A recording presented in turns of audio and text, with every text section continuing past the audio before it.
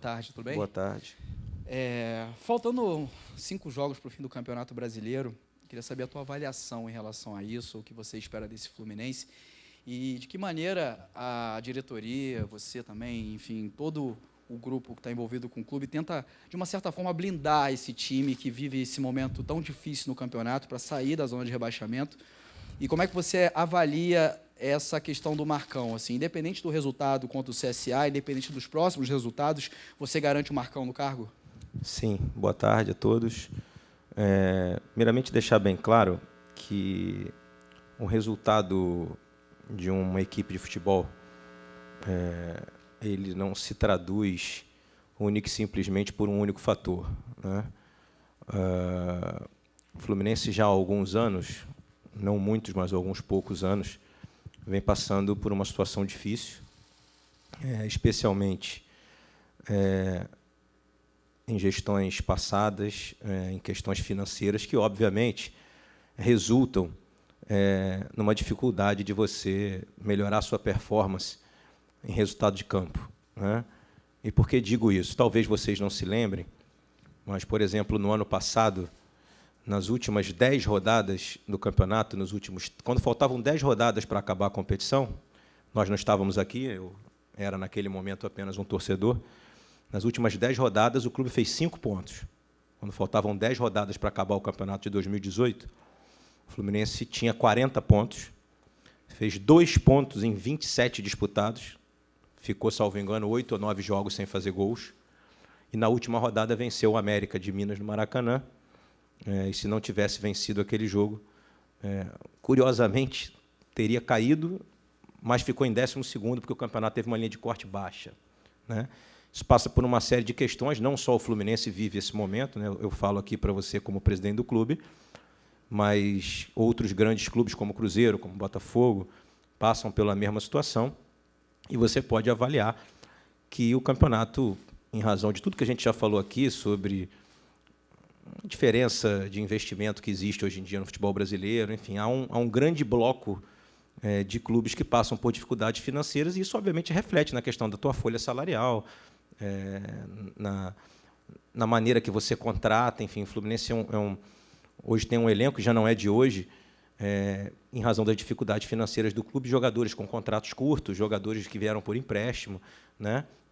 E tudo isso que eu estou te falando traz uma situação que acaba refletindo no resultado de campo. Então, a gente escolher um Cristo, escolher o Marcão ou qualquer outro profissional para dizer que é o grande problema desse momento de dificuldade que o clube passa, seria uma injustiça, né? Um conjunto de fatores. Em qualquer empresa é assim, um resultado positivo ou um resultado negativo, eles se traduzem por um conjunto de fatores que, no caso específico de um clube de futebol, como o Fluminense, no momento, passa por enorme dificuldade. Isso já vem acontecendo há algum tempo, né? Desde 2014 foi o último ano que o Fluminense figurou entre os 10 primeiros colocados do Campeonato Brasileiro, né? Vem passando essa dificuldade há bastante tempo. Então, não, em nenhum momento me isentando de qualquer responsabilidade, até porque não é meu perfil, eu sempre assumo tudo que faço e as minhas decisões, e trabalho com convicções. Mas, obviamente, que você tem um momento de dificuldade que já vem evoluindo há bastante tempo. Imagine você que, além de tudo isso, você teve um fator político esse ano extremamente complexo, que foi, em dezembro do ano passado, o ex-presidente anunciou uma eleição para que ela fosse antecipada para janeiro, e ela acabou ocorrendo em junho. Então, você ainda teve uma questão eleitoral, quer dizer, uma troca de mandato no meio de um ano, no meio de uma gestão, já com o campeonato iniciado, né? Você imagina o ambiente que não se criou aqui dentro, porque há realmente a expectativa de mudança, enfim, as pessoas trabalham também preocupadas. E com relação especificamente ao treinador, quando a gente chegou aqui, eu acho que já tinham 9 ou 10 rodadas jogadas, e o Fluminense tinha um índice de aproveitamento bem baixo naquele momento, acho que algo em torno de 25% a 27% de aproveitamento. A gente havia a paralisação da Copa América. Eu acho que era justo e correto que a gente avaliasse naquele momento o trabalho e deixasse o trabalho de se desenvolver, até porque era um trabalho que vinha desde janeiro. Eu acho que a gente fala muito em profissionalismo no futebol brasileiro e a gente está tentando implementar isso aqui desde a hora que chegou. Ou seja, dar oportunidade que os profissionais trabalhem e desenvolvam o seu dia a dia aqui. As coisas foram não acontecendo, a gente acabou fazendo uma troca. Essa troca, na nossa opinião, logo em seguida, acabou não dando certo, muito mais por questões, eu já disse a vocês aqui, de falta de clima. Eu sei exatamente o que eu falo aqui nas minhas coletivas, porque só trabalho com a verdade, então, a verdade, vocês sabem que a saída do Oswaldo foi muito mais por uma questão de clima naquele momento. Houve uma situação também difícil com relação ao nosso torcedor, o que transformou para nós a relação em algo inviável, e nós optamos pelo Marcão. E por que optamos pelo Marcão? Porque entendíamos que o Marcão estava aqui já desde o início do trabalho, né? O Marcão é um profissional que trabalhou no clube como auxiliar técnico, também em outras gestões passadas. O Marcão não chegou aqui conosco, ele estava aqui em 2014, 2015, 2016, trabalhou na gestão do Peter Sim, trabalhou um pedaço na gestão do Abad, e é um profissional que tem muitos anos de clube, é um profissional que se qualificou, e a gente optou. Na verdade, vocês vão se lembrar da coletiva, foi uma opção do diretor executivo. O Paulo veio aqui e disse, olha, foi uma escolha minha. Ele teve uma reunião, na época, com o vice-presidente, entenderam. Eu não participei dessa reunião de efetivação do Marcão, mas concordei plenamente com ela, até para deixar bem claro como funciona todo o clube, não só o departamento de futebol. O clube tem vice-presidentes em todas as áreas, tem gestores em todas as áreas, e óbvio que a decisão final é sempre do presidente do clube. Eu posso vetar as decisões ou aprovar. E, quando eu aprovo, a decisão é minha, né? Então, eu não fujo dessa característica, que no final das contas, se eu tenho a prerrogativa de negar, né, também tenho a prerrogativa de aceitar, e, se aceitei, faço parte da decisão. Eu não sou, e aqui eu vou falar como profissional, porque eu tenho um escritório há muitos anos, eu não sou um profissional de apontar dedos para os outros e achar culpados. A gente não tem que achar culpados, a gente tem que achar soluções. Eu trabalho tentando achar soluções. Marcão foi efetivado nos 5 primeiros jogos, fez um índice de aproveitamento bastante alto, acho que ultrapassou os 70%, 80%. E, obviamente, que, diante de tudo que eu falei para vocês, no início aqui da sua pergunta, o Fluminense acabou, como todos os outros clubes que passam por essa dificuldade, entrando numa faixa de aproveitamento média pelo que o Fluminense vinha apresentando no campeonato. Ela é muito maior do que era, né? Só para vocês terem uma ideia. E aí, por isso que eu falo que eu avalio o trabalho, e aí é uma discussão entre resultado e desempenho. Eu acho que o Diniz tinha um desempenho ótimo aqui, o time jogava muito bem e não vinha tendo resultado, né? O Marcão, na minha modestíssima opinião, conseguiu recuperar alguma coisa do desempenho do trabalho do Diniz e melhorou os resultados, né? Hoje nós temos com o Marcão algo em torno de 44% a 45% de aproveitamento, que é o aproveitamento de quem está ali em 9º ou 10º colocado na tabela. São 4 vitórias, 4 derrotas e 4 empates. Se vocês olharem a campanha do Bahia, por exemplo, o Bahia tem 11 vitórias, 11 empates e 11 derrotas no campeonato todo. E eu tenho que olhar para os meus competidores. Dos clubes que estão brigando contra nós neste momento, contra o rebaixamento, de todos os clubes, desde a chegada do atual treinador, desde a efetivação do atual treinador, tirando o Cruzeiro, o Fluminense tem um percentual de aproveitamento bem maior do que seus concorrentes. E eu também olho para os concorrentes. Vários concorrentes trocaram de treinador durante esse período, os resultados ou se mantiveram ou caíram. O Botafogo é um dos exemplos. Tirou o treinador logo após a derrota para o Fluminense e, atualmente, tem um percentual de aproveitamento muito menor do que tinha, mas muito menor, né? O Bahia, que eu acabei de citar, nas últimas 12 partidas, salvo engano, ganhou 1 ou 2 partidas, perdeu vários jogos na Fonte Nova, e nem por isso o presidente lá, que faz um trabalho seríssimo de reconstrução da instituição, tirou o treinador. Então, está mais do que comprovado que as trocas incessantes de treinador, e o Fluminense, em outros anos da sua história recente, brigou contra o rebaixamento, se livrando na última rodada, como 2006, como 2008, como 2009, como 2013. Em todos esses anos, se você olhar, o Fluminense trocou de treinador de 4 a 5 vezes na temporada. E foi até a última rodada brigando. E, ano passado, trocou, salvo engano, o treinador na última rodada, né? Tirou o Marcelo Oliveira e botou o auxiliar técnico para dirigir o time na última rodada. O que isso traz para os gestores? Isso traz um dado para mim de avaliação. Eu não posso única e simplesmente sair tomando decisões estapafúrdias a cada resultado negativo ou resultado positivo. Eu disse a vocês aqui recentemente, quando o Marcão tinha, sei lá, 70 e poucos por cento de aproveitamento, que a derrota não nos desespera, porque nós somos gestores do clube, e as vitórias também não nos enebriam achando que nós somos o melhor time do Brasil, porque nós não somos. Então, é essa tranquilidade, essa frieza que a gente precisa ter no final. Então, nenhum treinador do mundo conseguirá implementar uma filosofia de trabalho faltando 5 ou 6 rodadas com jogos quarta e domingo. A única coisa que vai acontecer é que ele vai querer implementar a filosofia dele de trabalho, e aí nós talvez tenhamos um outro revés, porque os jogadores vão levar de 3 a 4 jogos para entender o novo sistema. E aí, no final das contas, os profetas do passado vão dizer que eu não deveria ter tirado o Marcão. Então, assim, eu tenho que trabalhar com convicção. Eu trabalho com convicção. E a convicção, neste momento, desde que o treinador assumiu o comando do time, ele faz um trabalho que melhorou o desempenho que vinha tendo e melhorou o resultado. E este resultado, neste momento, é maior e mais satisfatório do que os competidores que nós temos no meio, na linha do rebaixamento. E por isso é que nós vamos seguir com o trabalho, até o final. Eu estou afirmando a vocês que ele vai até o final. Isso já foi dito para ele internamente, eu estou dizendo agora publicamente. Por nenhum outro motivo que não seja uma avaliação criteriosa do nosso departamento de futebol. Isso é discutido não só com o diretor executivo, mas sim com os profissionais. A gente discute também com a preparação física. Ou seja, a gente faz toda uma avaliação e eu, obviamente, tenho cuidado das outras questões do clube. E cuidando das outras questões do clube, eu estou vindo aqui hoje, por exemplo, fazer a coletiva, venho amanhã, mas o trabalho é feito aqui no dia a dia, e vocês sabem muito bem que vocês acompanham, sabem como funciona um departamento de futebol, especialmente do Fluminense. Então, não tem nenhuma outra novidade, nenhuma outra discussão. O resto é querer tumultuar o ambiente, entendeu? Com matérias incessantes sobre treinadores que são oferecidos, que não são oferecidos, que as pessoas vazam, que são, mas não são. Entende? Que a gente tem procurado esse ou aquele treinador, a gente não está procurando nenhum treinador, porque eu sou um cara transparente. Se eu estiver procurando, eu não vou falar para vocês, eu vou resolver internamente e vocês vão saber depois. Eu não trabalho para fora, eu trabalho para dentro. A minha ideia é como é que se preserva um ambiente de uma empresa ou de um clube de futebol. As questões internas são discutidas internamente.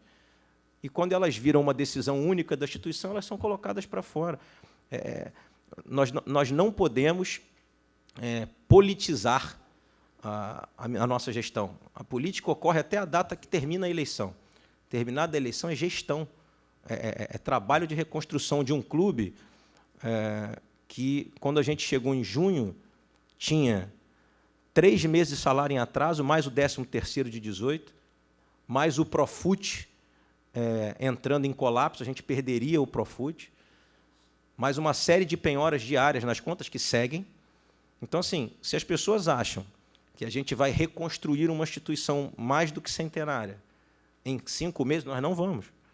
Nós vamos reconstruir o clube gradativamente, como outros clubes se reconstruíram no futebol brasileiro. E eu não vou tirar o foco do meu trabalho e não vou me emprenhar pelos ouvidos, porque eu preciso reconstruir a instituição. Reconstruir a instituição, seja ela qual for, seja ela reconstruir uma empresa, um clube, uma família, requer sentir dor em alguns momentos, sofrer, chorar, trabalhar firme, trabalhar no dia a dia e reconstruir o Fluminense. E, para reconstruir o Fluminense, a gente tem que trabalhar com convicção. Para concluir essa primeira parte, diante da pergunta, que foi muito boa, você perguntou sobre a questão do desempenho. Todo mundo sabe que nós perdemos 2 jogadores aqui, importantíssimos ao longo da temporada, o Luciano e o Pedro. E perdemos esses 2 jogadores, que hoje nós temos um problema de falta de finalização, por exemplo, dificuldade na finalização. Isso é numérico, não estou fazendo nenhuma crítica, uma característica do elenco. Por que nós perdemos os 2 jogadores nossos, mais 2 e mais importantes de finalização? Por questões financeiras. A venda do Pedro era a vida ou a morte do Fluminense. Só para vocês saberem. Se a gente não vende o Pedro naquele momento, hoje nós teríamos mais ou menos 6 meses de salário atrasado, teríamos perdido o Profut, não teríamos pago o 13º e estaríamos asfixiados. E todos vocês, certamente com toda a razão, estariam fazendo matérias dizendo: o time não vence porque não recebe salário. Então, você imagina que o gestor está sentado aqui tendo que tomar decisão. Naquele momento, eu não vendi o Pedro para o Flamengo. Eu resisti a isso, porque vender o meu principal jogador, feito na casa, para o meu maior rival, seria um problema que traria para nós uma dor no coração do torcedor, e nossa também, porque eu, antes de qualquer coisa, sou um torcedor, né? Então, eu consegui vender o Pedro numa situação melhor do que a que o Flamengo nos opcionou, né? E, com a venda do Pedro, eu salvei o ano financeiro do Fluminense. Então, não adianta depois dizer o seguinte: vendeu o Pedro, aí, se a gente não vende o Pedro, não paga água, não paga luz, não paga o plano de saúde. E aí vocês iam estar me cobrando aqui agora: presidente, por que não vendeu o Pedro? Porra? Tem funcionário sem comer há 7 meses. É justo? É assim que eu vou reconstruir o Fluminense? Jogando para fora? Não vou jogar para fora. Vou trabalhar para dentro. E para dentro era crucial a venda do Pedro. Se a gente não vende o Pedro, nós não tínhamos nenhuma outra fonte de receita. Zero.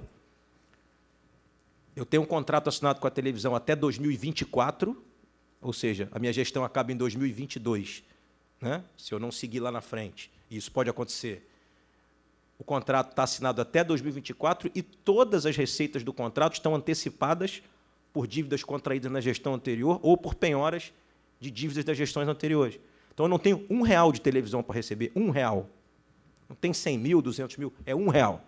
Então, hoje, quais são as fontes de receita que o Fluminense tem? Os patrocinadores que entraram na camisa aí, ainda não temos o Master, mas os outros. A torcida que compra ingresso, o sócio-futebol, e é por isso que eu sempre clamo pelo aumento do sócio-futebol, vai ser a nossa grande solução. O torcedor tem que entender que ele precisa abraçar o clube, porque... E a outra receita que a gente tem, que é a maior após as cotas de TV, é a venda de jogadores. Não tem outro caminho. Então, eu não vou deixar o clube ficar 6 meses sem pagar salário, 7 meses. E aí eu trabalho com a verdade. Há outros clubes, que eu não vou citar, que dizem que estão em dia, mas a gente sabe que não está, porque a gente é do meio do futebol.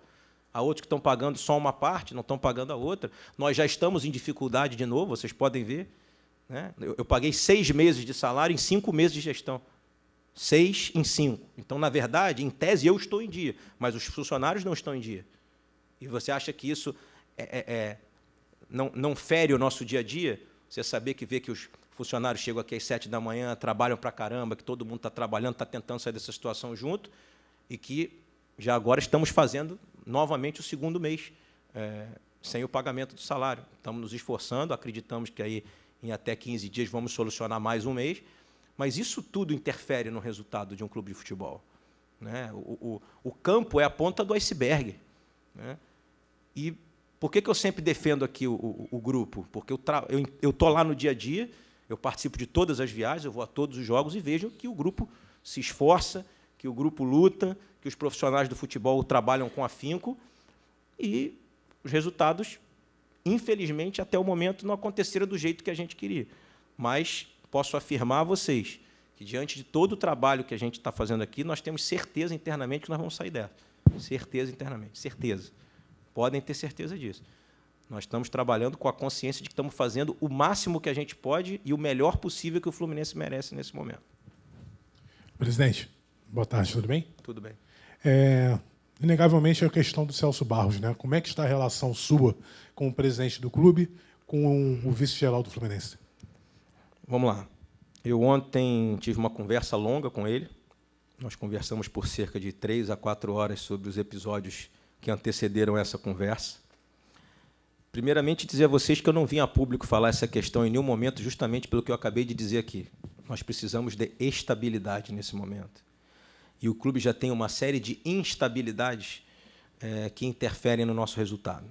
Então, fui procurado por vários jornalistas, peço desculpas, mas não quis falar sobre o assunto até o momento, porque eu entendia que isso geraria mais instabilidade para o departamento de futebol. A questão da minha decisão naquele momento, isso passa por um pouco que eu falei agora no início da pergunta dele. Eu trabalho o dia inteiro para despolitizar a minha gestão, porque isso é muito ruim para o clube. Tá? Então, por exemplo, vocês estão diante de um profissional de imprensa aqui que foi contratado pela gestão anterior. E nem por isso eu tirei ele daqui. A gente não trabalha desse jeito. Eu não trabalho desse jeito. Como eu disse a ele, eu não venho buscar culpados. Eu trabalho com excelência. Profissionais são bons, seguem. Não importa quem trouxe. Porque eu não posso acreditar que uma instituição vá se reconstruir com o presidente trabalhando aqui com fígado ou fazendo vingança. Não é meu estilo, não trabalho assim. E o motivo e as minhas atitudes foram tomadas internamente. Infelizmente, aqui as coisas todas saem, porque algumas pessoas gostam de botar para fora o que é para ficar interno. Mas algumas situações acabaram atingindo a minha imagem como presidente. E por que estou dizendo isso? Quando a gente optou pela saída do Fernando Diniz, o vice-presidente geral, que na época comandava o futebol, me comunicou que gostaria de tirar o treinador. Naquele momento da saída, eu não concordava. Entendia que nós estávamos no meio de uma decisão contra o Corinthians e que isso poderia causar uma instabilidade. Ok? Não era a minha opinião, não era a opinião do diretor executivo, mas era a opinião do vice-presidente. E nós entendemos naquele momento, em que pese eu achar que era um momento complicado, mas que os resultados realmente não vinham acontecendo, e acabei, diante de uma grande conversa, me convencendo de que deveria fazer a mudança. Vim aqui e assumi a mudança. Porque, como disse no início da coletiva, a decisão é da instituição, e eu sou o presidente. Então, não tem esse negócio de ir para fora e dizer eu queria ou não queria. Essa discussão chega a ser uma discussão infantil, né? Porque, dentro da minha empresa, às vezes o meu sócio quer tirar um funcionário, eu não quero, a gente debate, mas quando a decisão sai da nossa sala para a porta para fora, a decisão é uma só. A decisão é da instituição. E ninguém vai dizer para o funcionário, olha, eu não queria te demitir. Quem quis foi a instituição. Então, aqui eu estou o presidente do Fluminense. Então, naquele momento, eu vim aqui e disse para vocês, olha, entendemos, a instituição entendeu que é o momento de sair o treinador. Quando houve, agora, uma nova conversa, e o vice-presidente se posicionou no sentido de tirar o treinador atual, de tirar o Marcão do comando do time, eu me posicionei internamente de que nesse momento eu era contrário e que não ia acatar essa decisão. Porque eu entendia que, neste momento... E aí, para você entender, assim, eu já disse no início da coletiva que o Marcão está mantido até o final, e é o que eu vou dizer, é o que eu digo para todo o meu trabalho com a verdade. E eu disse a ele que achava que não era o momento por toda essa questão que eu falei para vocês. Eu achava que uma mudança agora poderia gerar um novo problema, que nós, apesar de alguns resultados ruins, recentes, mas a gente vinha numa melhora de desempenho, que os números mostravam que, se a gente continuar com esse índice, a gente vai sair, né? E que eu achava... E se programou uma conversa para o dia seguinte para se bater o martelo e para se estender essa definição, que era interna corporis, isso era uma decisão nossa. E vocês iam saber se fica ou se sai, mas não é fulano quer e fulano não quer. E aí, o vice-presidente, o Celso, buscou o caminho das redes sociais, expondo um debate nosso interno, dando entrevistas no sentido de que ele queria tirar o treinador e eu não sei por quais motivos, mas porque talvez naquele momento houvesse um clamor pela retirada do treinador, enfim. E eu não concordo com esse tipo de atitude. Ponto. Justamente porque eu não faço o mesmo. Vocês podem ver que desde o dia que eu cheguei, eu falo em coletivas e só falo com vocês especificamente quando passo pela assessoria do clube, porque é a maneira que eu trabalho. Então, diante das postagens e de algumas discussões na rede social que acabaram refletindo aqui dentro, gerando nova instabilidade, eu optei, naquele momento, por afastá-lo do departamento de futebol, porque entendia que o presidente... E aí, imagine a minha situação. Eu tenho uma série de outros vice-presidentes no clube, vice-presidente financeiro, administrativo, jurídico, né? Eu sou advogado de direito esportivo, sou presidente do clube, não assino nenhum contrato sem passar pelo meu vice-presidente jurídico. Às vezes, debato com ele, que eu acho que a gente pode trocar alguma coisa, mas até na minha área eu obedeço aos processos internos, mesmo sendo presidente, e aos procedimentos internos. Então, me gerou um grande mal-estar e uma grande estabilidade a partir do momento que eu tenho vários vice-presidentes que trabalham alinhados comigo, e nem sempre a gente concorda, várias vezes a gente discorda entre os vice-presidentes, mas quando a gente toma uma decisão dentro de uma sala, a decisão sai como uma decisão institucional. E, a partir do momento que um vice-presidente vai às redes sociais e vai à imprensa, né, tentar atribuir ao presidente uma decisão, como se fosse uma decisão autoritária ou uma decisão sem nenhum critério técnico, eu me senti exposto, não porque eu não queira ter responsabilidade. No final de tudo, a responsabilidade é do presidente. Está escrito no estatuto, sou eu que assino todos os documentos, o patrimônio pessoal que está em risco é o meu. Enfim, problema nenhum, eu já sabia de tudo isso. Isso aqui não é uma reclamação, não, isso é só uma explicação e uma constatação. Eu tinha certeza do que eu ia pegar, né? Por isso que trabalho com foco e trabalho com convicção.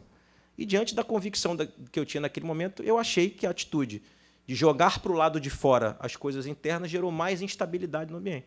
E, gerando instabilidade no ambiente, eu afastei daquelas viagens. Em sequência a isso, outras postagens aconteceram, outros comentários, inclusive com algumas pessoas ligadas ao grupo que o apoiou no passado e que o apoia ainda. Algumas postagens me atacando pessoalmente, com várias inverdades sobre a gestão, né? E eu acho que tudo isso, no momento conturbado que a gente vive, faltando poucas rodadas para acabar um campeonato, que a gente luta muito para permanecer na primeira divisão, eu achei que isso poderia gerar mais instabilidade no nosso dia a dia. E, por isso, eu afastei. Na nossa conversa de ontem, eu disse a ele tudo o que eu estou dizendo a vocês, os motivos pelos quais o fiz. Ele compreendeu, enfim, se posicionou também, fez as suas ponderações. E o que eu combinei com ele ontem, o que eu informei a ele ontem, é que até o final do campeonato esse afastamento seguirá. Okay? E que no final do ano a gente conversa. Ele é vice-presidente geral eleito, isso é indiscutível, né? É um direito legítimo. E, com relação ao futebol, eu dei a ele as atribuições do vice-presidente de futebol. E que, no momento, essas atribuições, a partir de hoje, eu estou assumindo elas, ou seja, estou vindo para dentro, assumindo o futebol, né, nessas últimas 5 rodadas, e que ele espere até o final do ano para que a gente possa ter uma nova conversa, aí sim com mais calma, com a situação resolvida, e a gente vê se ele segue conosco no futebol ou se ele segue como vice-presidente geral. É isso que eu tenho a dizer a você. Mário, tudo bem? Tudo, querido. Tudo bom, presidente? Tudo bem. Em relação à situação do jogador do Vasco, do Cleiton, o Fluminense pretende tomar alguma medida, enxergar irregularidades nesse caso? Como é que está essa situação e a posição do Fluminense? Ótima pergunta sua. Eu vi muitas coisas faladas essa semana sobre esse assunto. Primeiramente, dizer que é algo que me incomoda desde sempre, que tudo que acontece no futebol brasileiro com relação a regulamento, tribunal, as pessoas tentem jogar sobre nós uma pecha covarde de que nós somos o clube que recorre ao tapetão, enfim. Faço sempre esse preâmbulo, porque a discussão também beira a infantilidade, né? Se existe um regulamento que determina as inscrições de jogadores numa competição, e se existe um tribunal que julga as infrações a esses regulamentos, isso não tem tapetão nenhum, isso é uma regra do jogo, da competição. Então, é uma covardia o que fazem com o Fluminense há anos, em que toda e qualquer discussão levantada ao longo de qualquer campeonato, as pessoas tentem jogar sobre as nossas costas algo que não é de nossa responsabilidade. Tá? Eu me orgulho de ser presidente de um clube que jamais escalou um jogador em condições irregulares. Nosso clube jamais, em 117 anos. Isso chama-se competência. Porque se os regulamentos prevêem regras prévias de disputa da competição, é óbvio que a infringência dessas regras trazem irregularidades, que podem gerar uma série de consequências ou não. Então, aqui eu estou fazendo uma explanação genérica e teórica, até porque eu sou um advogado da área, né? Talvez eu esteja aí entre os, 20 ou 30 profissionais que mais atuam nessa área no Brasil. Em 2013, eu vi alguém falando, não sei se foi na própria Fox ou em outro lugar, algum jornalista dizendo assim, em 2013 teve um caso do Criciúma, foi bem semelhante. Faltando umas 5 ou 6 rodadas, eu era advogado fluminense, houve a suspeita de que alguns jogadores do Criciúma, 5 ou 6, estariam irregulares. E existem grupos, na época não acho que nem tinha grupos de Zap, mas de computador, de internet, de advogados que discutem casos esportivos. Naquela época, Esses contratos foram levados à discussão, e eu participei dessa discussão técnica umas 5 ou 6 rodadas antes. E fui um dos advogados que fiz um parecer dentro do grupo dizendo que os jogadores não estavam irregulares. Então, por isso, ninguém fez nenhuma movimentação naquela época contra o Criciúma. Tá? Inclusive, o jurídico do Vasco, na época, participou dessa discussão. Tá? Aliás, foi o jurídico do Vasco, na época, que trouxe essa discussão, que é uma discussão lícita. Havia realmente uma possibilidade de irregularidade, sim. Mas, analisando documento a documento, eu analisei uns 50 contratos na época. E me postei dentro do grupo dizendo, olha, não há irregularidade nenhuma. Ponto. O caso da Portuguesa é um caso que a gente chama líquido e certo. Ou seja, uma escalação irregular de uma punição do tribunal. O mundo inteiro sabe que o cara está suspenso pelo TJD ou pelo STJD, não pode jogar o jogo seguinte, nem sentar no banco. É o que está na lei. Né? E aí, fazendo mais um parêntese, o julgamento de 2013 foi movido pela Procuradoria do Tribunal. O Fluminense não fez nenhum movimento. A Procuradoria do Tribunal foi informada pela CBF de que Portuguesa e Flamengo haviam escalado jogadores irregulares. Porque as pessoas se esquecem que o Flamengo também perdeu 4 pontos pela escalação irregular do André Santos. Então, até para acabar com essa discussão de vez, o Fluminense não escalou nenhum jogador irregular naquela última rodada. Então, se alguém se salvou naquele momento, não foi o Fluminense, pela questão do tribunal. E o Fluminense, como um clube que conhece os regulamentos e participa das competições, entrou como terceiro interessado naquele momento, porque era interessado direto naquele resultado do tribunal. E por que eu estou dizendo isso a você? Porque eu li em um portal recentemente que o procurador do tribunal está esperando que os clubes se manifestem, quando, na verdade, o titular da ação disciplinar é ele. O titular da ação disciplinar é o procurador do STJD. E qual é a medida que se faz para que se leve isso a julgamento ou não? É uma medida chamada notícia de infração, ou seja, alguém tem que noticiar ao tribunal de que existe uma infração, correto? Está bem explicado até aí? Essa notícia já existe. Todos vocês sabem da notícia de que há uma possibilidade ou não de irregularidade. Então, se o procurador do tribunal sabe que existe uma notícia de uma possível infração, ele é o titular da ação, como foi em 2013. É ele que tem que acionar o tribunal, dizendo, olha, está se discutindo uma irregularidade aqui ou não. Vamos discutir ou não vamos discutir? E ele tem a prerrogativa de dizer que sim ou que não, mas que ele diga que sim ou que não. Que ele acha que está regular ou irregular, e olha, eu não vou mover o processo porque entendo que está regular. E vou dizer mais a você, se qualquer outro clube do futebol brasileiro fizer a notícia de infração, ele tem o poder de arquivar, dizer, olha, eu entendo que não houve irregularidade, não vou levar o processo adiante, e não cabe recurso. Mais um motivo para provar a você que o titular da ação é ele.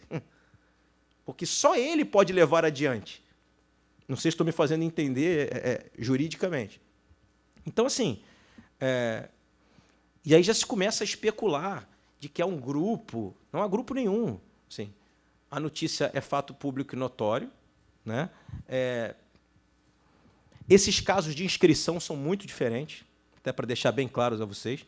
Esse caso de inscrição de atleta ele é muito diferente dos casos de escalação irregular por cartão vermelho ou amarelo, por não cumprimento de cartão ou por suspensão de tribunal.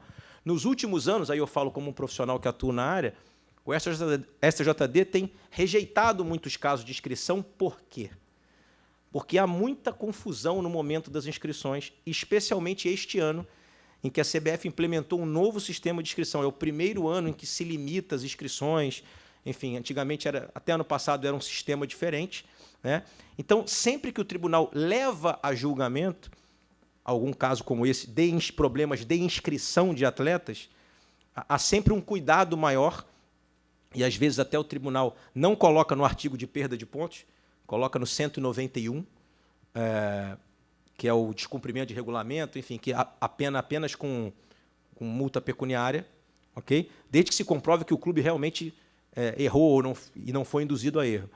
Então, assim, esses casos são completamente diferentes, e eu entendo a cautela, mas quem tem que se pronunciar para vocês não são os clubes. Porque se houve um problema de inscrição, houve na CBF. Então, se a CBF não informou o tribunal, nitidamente a CBF entende que não houve uma irregularidade. Não sei se vocês estão de acordo com isso, porque a inscrição é feita lá. Se a CBF não informou o tribunal e o tribunal não está pedindo informações à CBF, os titulares da ação não são os clubes. Pô. Então, essa pergunta deve ser feita ao procurador do tribunal e ao presidente do tribunal. Porque, pelo meu entendimento aqui de fora, eu percebo que eles já constataram que não houve nenhuma irregularidade, por isso não moveram a ação, porque são os titulares da ação. Eu confesso a você, eu fui me atentar para o caso, acho que anteontem, quando eu li nas redes sociais, enfim, uma matéria de vocês. Eu realmente não estava atentado para o caso, até porque, como presidente do clube, estou envolvido em outras coisas, não estava discutindo tecnicamente. Pelo pouco que eu ouvi falar de vários colegas juristas e desportivos que emitiram seus pareceres em televisão, no mínimo controverso, mas caminha muito para que o jogador não esteja irregular, tá? Para que o Vasco esteja realmente correto. Então, pelo pouco que eu ouvi outros colegas, eu confesso que não me debrucei sobre a questão, não me debrucei mesmo, justamente porque entendo que o titular da ação é o procurador do tribunal. Ele que tem que dizer para vocês o que ele acha, se ele vai mover a notícia de infração ou não, diante de tudo que ocorreu. Há informações, por exemplo, de que houve consulta do Vasco à CBF, enfim, e se isso realmente ocorreu, o Vasco está ali protegido pela consulta que foi feita, né? Isso tudo são informações que eu não tenho, né? Que, no caso, o Fluminense não tem, o Botafogo não tem, o Cruzeiro não tem. Então, pelo que eu vejo, assim, o próprio tribunal já entende que não há irregularidade, e, por isso, eu acho que a gente tem que deixar esse assunto a cargo do tribunal. Boa tarde, Mário. Bom, eu queria te perguntar, eu sei que a gente está num momento de reta final de Brasileiro, o Fluminense num momento muito difícil da competição, mas também se faz necessário pensar num 2020, né? Apesar dessa indefinição. Está sendo possível, diante de tudo que vem acontecendo, fazer um planejamento básico para o ano que vem, porque a gente sabe que tem jogadores importantes agora no final do ano com o contrato vencendo, a própria comissão técnica, uma avaliação do trabalho para o ano que vem.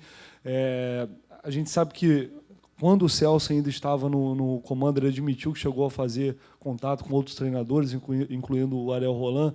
Enfim, eu acho que tudo isso dá mostra de que o Fluminense também está tentando planejar o 2020, apesar desse momento complicado. O que é possível fazer nesse momento e se você tem como trazer alguma novidades em relação a isso?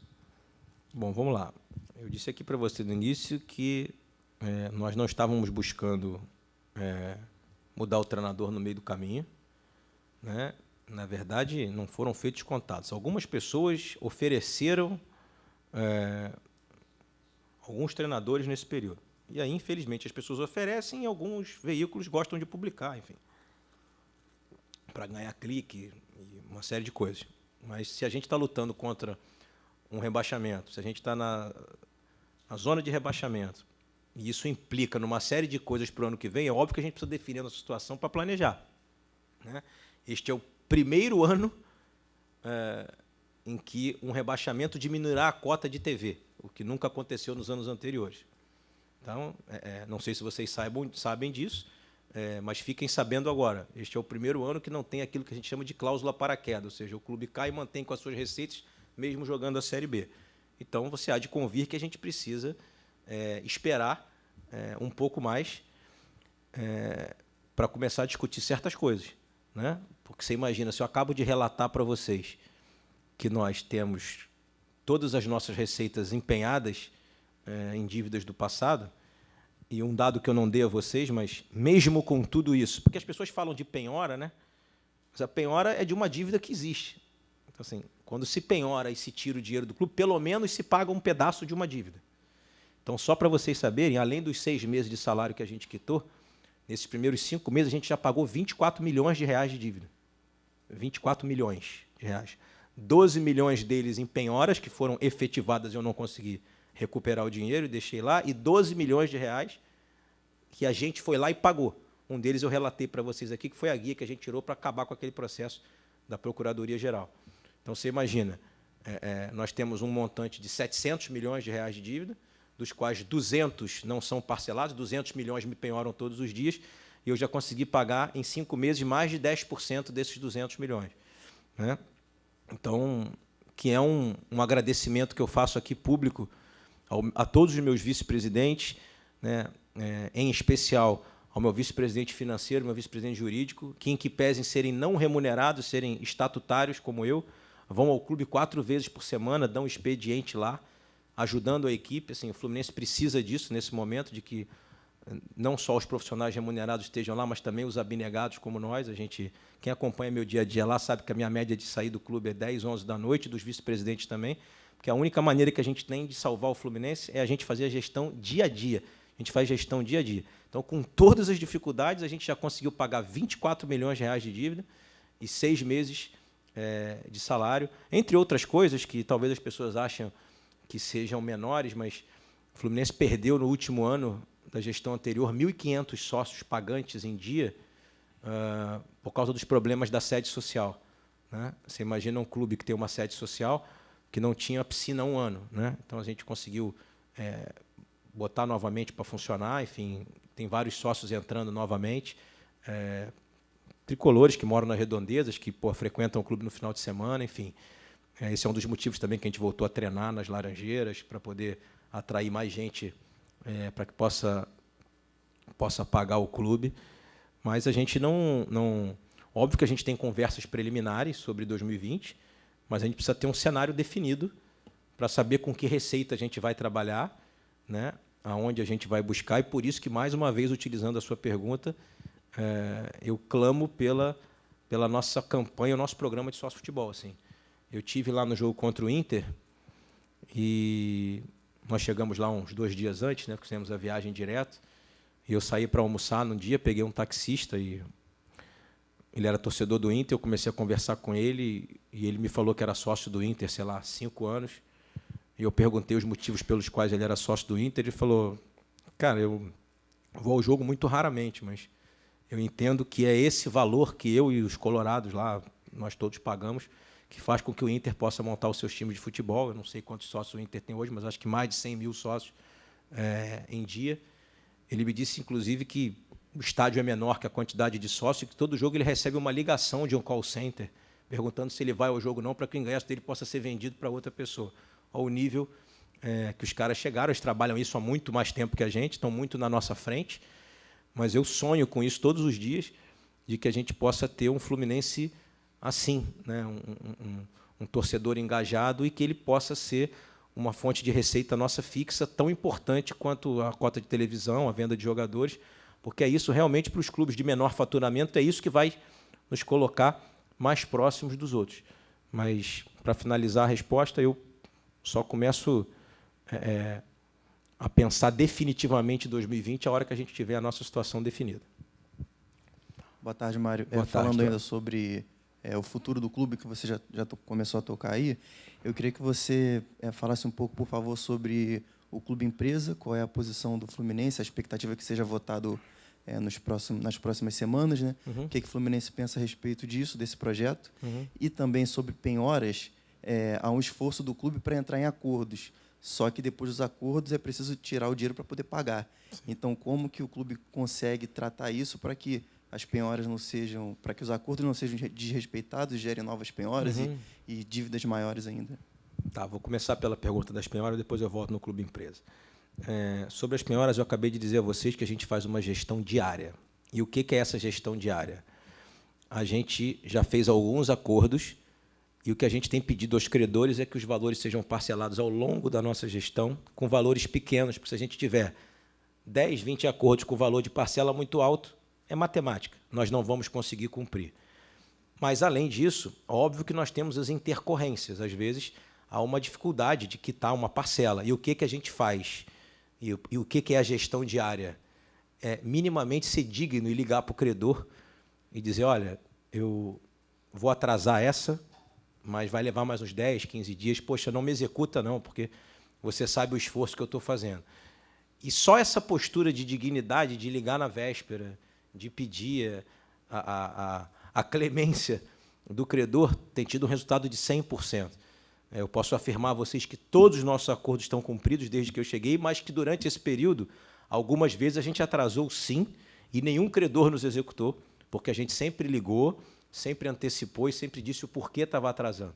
né? Porque às vezes a gente programa e entra uma outra penhora. Aí a gente tem que fazer um acordo nessa nova penhora e a gente aí explica, o credor sabe, porque ele é um dos caras que me penhorou, né? E a gente vai se acertando. Sendo muito transparente com você, a gente ainda vai passar por muita dificuldade nesse sentido. Acho que uns bons anos, eu diria para você, tá? Porque o volume de receitas isso é uma loucura o que eu vou te dizer, né? O volume de receitas é maior que o de despesa operacionalmente do clube. O clube inteiro ele se paga, né? O futebol fatura mais do que ele gasta hoje, obviamente porque a gente mantém um teto, né? Mas o que come o nosso dinheiro é a dívida, né? Acho que eu já falei isso para vocês aqui. A gente se programa para fazer um pagamento X e entra uma penhora de 2 milhões. Aí o cara sabe que ele tem 2 milhões penhorado, ele até aceita abrir mão de não receber os 2, mas ele recebe 1 ou 500. Isso tira do meu fluxo. Então, na verdade, são essas intempéries, essas intercorrências que a gente acaba tendo. Eu acho que eu falei para vocês aqui que eu tive uma retenção de uma guia, que foi essa dívida que eu paguei, só da venda do Pedro foram 7,5 milhões de reais. Você imaginar que a nossa folha, que com esse valor eu pagaria 2 folhas do nosso departamento de futebol. Então, se eu não tivesse tido essa penhora, hoje eu estaria em dia. Totalmente em dia, 100% em dia. Tá? Então, isso é um dos motivos. E essa pergunta ela se encaixa justamente com a questão do clube empresa. Tá? Para deixar bem claro, eu participei de toda a discussão, participei como presidente e também como advogado, fiz sugestões, profissionalmente falando, assim, escrevi algumas coisas para uma comissão que discute o projeto, mas a gente não pode confundir no Brasil a palavra empresa com a palavra gestão. Ou seja, transformar em empresa não é a salvação de ninguém, porque se não tiver gestão, a empresa quebra. Porque tem uma série de empresas que não são clubes de futebol e que quebraram. Então, isso é um pedido que eu faço a vocês. Assim, quando se discutir esse assunto, tem que se discutir gestão. Porque existem alguns clubes no Brasil que não são empresas e são bem geridos, né? Imagine vocês que eu estou falando de reconstrução aqui, em que pese as receitas do nosso maior rival serem muito maiores do que as nossas, há que se parabenizar o trabalho que o presidente anterior fez lá de reconstrução da instituição e de equacionamento das dívidas. Ele fez um trabalho que agora os louros estão sendo colhidos. Então, jogar fora lá o trabalho que o Bandeira de Melo fez no Flamengo, de reconstrução da instituição, não é correto, né? E é um clube que se reconstruiu sem ser empresa, que foi bem gerido. E eu posso apostar com vocês, que, diante da legislação nova que pode sair, eles não se transformarão em empresa. E eu vou explicar a vocês por quê. Porque esse projeto prevê uma possibilidade de abertura de capital estrangeiro, ou seja, o projeto vislumbra uma possibilidade de que, sendo empresa, eu tenho a possibilidade de vender o clube para alguém. É isso. Falando português claro, O projeto visa que o fato de o clube se transformar em uma empresa pode vir alguém comprar ações dessa empresa e alguém na Arábia ser dono de parte de um clube no Brasil. Em compensação, como ele transforma o clube em empresa, ele aumenta a carga tributária de maneira proporcional. Então, foram feitos estudos, por exemplo, em que a carga tributária dos clubes vai aumentar, em geral, de 5% para 15%. Então, você imagina, se um clube como o nosso, que tem 700 milhões de dívida e não consegue pagar os impostos em dia, se eu me transformar em empresa amanhã, a minha carga aumentar de 5% para 15%, eu vou ter um aumento de 10% de carga tributária. Se não vier ninguém de fora e botar dinheiro aqui, a gente morreu. Sendo muito claro. Isso não significa que o projeto é bom ou ruim. Eu estou explicando o que é o projeto, que eu estudei ele, que fiz parte. Sou a favor, tem que ir adiante, e estou trabalhando incessantemente para transformar o Fluminense num clube com uma ótima gestão, para que um dia, caso queira se transformar numa empresa, ele esteja preparado para isso. Hoje não tem nenhum preparo. Zero. Se o Fluminense se tornar numa empresa hoje, com a carga tributária que prevê o projeto de lei, o Fluminense morre no dia seguinte. Então, é simples. Não tem discussão de rede social, de pessoas que não têm nenhum conhecimento sobre o que eu estou falando, sobre o que a gente está discutindo aqui, e ficam emitindo opinião, enfim, sobre transformar o clube. Transformou a empresa, pronto, resolveu todos os problemas. Não, é justamente o contrário.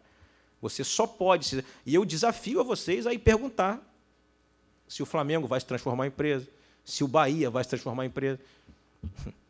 Eu aposto a vocês que ninguém vai se transformar em empresa sem se preparar, ou mais, que sequer vai se preparar para se transformar numa empresa.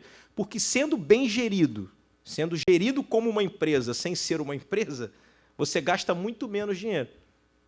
Então, imagina que um clube que pagou 50 milhões de reais de imposto no ano, se ele se transformar em empresa, no que vem ele pagar 150 milhões de imposto.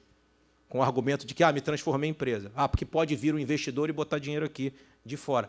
Você ainda passa por uma outra questão, que não sei se vocês viram a manifestação do presidente do Grêmio, ele se manifestou já sobre esse assunto algumas vezes, onde ele disse: nós levamos anos para ter 90 mil sócios torcedores.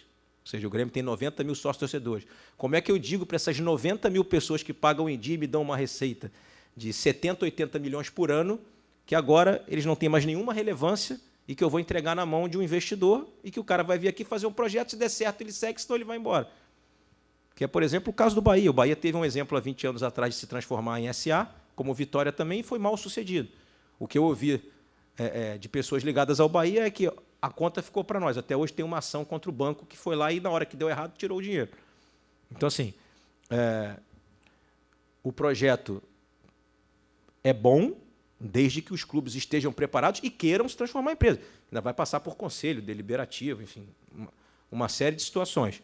O que eu posso dizer para vocês a nossa gestão hoje trabalha incessantemente para transformar o Fluminense num clube com boa gestão. A gente está implementando governança corporativa, estamos desenvolvendo o comitê de compliance, já contratamos a empresa que está desenvolvendo o portal da transparência, estamos criando regras de gestão internas em todas as áreas, né? Fazemos reuniões periódicas, temos comitê de gestão, tudo isso nós temos. Então, assim, o meu trabalho, a minha bandeira, o legado que eu quero deixar deixar o Fluminense preparado para, se ele quiser continuar como um clube associativo, ótimo. Se ele quiser se transformar num clube empresa, ótimo, problema nenhum. Mas nós temos que estar preparados para isso. Nós não podemos, única e simplesmente, virar uma chave, até porque, para deixar muito mais claro ainda, eu não tenho esse poder, né? Eu teria que submeter a todos os sócios do clube, ao conselho, enfim, essa modificação, né? O Fluminense teria que... Mas hoje não tem preparo para isso. Hoje eu posso afirmar a vocês que a gente está muito, muito ainda engatinhando para estar preparado para se transformar em uma empresa, e isso não impede que nós tenhamos investimento, porque tem vários clubes associativos no Brasil e no mundo que recebem investimentos de fora sem ser empresa, né?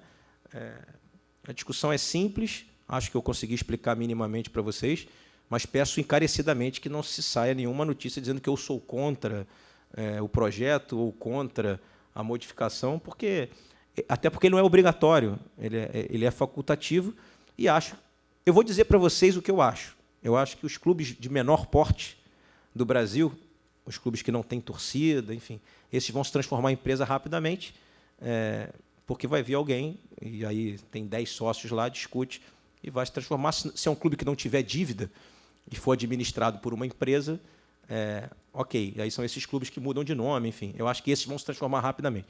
Os grandes clubes de grande torcida, eu acho que, diria para você que 70% deles, ou 80%, não tem nenhum preparo técnico hoje para virarem uma sociedade empresarial. Mário, boa tarde. Boa tarde. Você já falou hoje sobre a cláusula paraquedas e o perigo que ela representa para um clube que, porventura, venha a ser rebaixado. Uhum. E falou antes ainda sobre que o Fluminense já não conta mais com nenhuma cota de TV para o ano que vem. Uhum. E aí, juntando as duas informações, a minha dúvida é o que acontece com esses adiantamentos se o Fluminense cair e, consequentemente, não tem direito. Ótima pergunta. Vão ser descontados lá na frente, quando a gente voltar. É simples, é uma conta corrente. Tá? Vamos lá, eu disse a você que eu não conto porque, neste momento, eu tenho tudo retido, viu? Mas, por exemplo, se eu receber uma receita, se a gente vender um jogador e eu for lá e pagar essas dívidas que bloqueiam, eu abro o fluxo para nós. É uma questão de troca. né?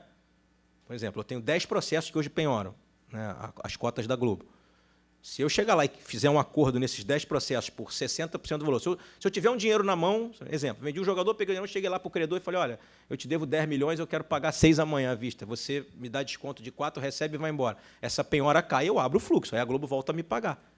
Tá? É uma questão matemática, como você faria a gestão das suas contas em casa, como eu faço na minha empresa. Então, assim, não tem muita engenharia financeira, né? Eu tenho X milhões a receber, num período de X anos, está tudo retido. Se eu for pagando essas dívidas, esse fluxo vai abrindo e eu vou recebendo na frente. Mas sua pergunta foi sensacional. E aí, se reduzir, aí é pior, que eu me comprometo mais ainda, porque existem variáveis, por exemplo, como não sei se você sabe, o pay-per-view. Aí, certamente, o que vai acontecer? Eu vou perder a minha cota de pay-per-view, que é variável, porque aí vai dizer, olha, vamos supor que a gente esteja, ano que vem, numa situação ruim com menos cota, né?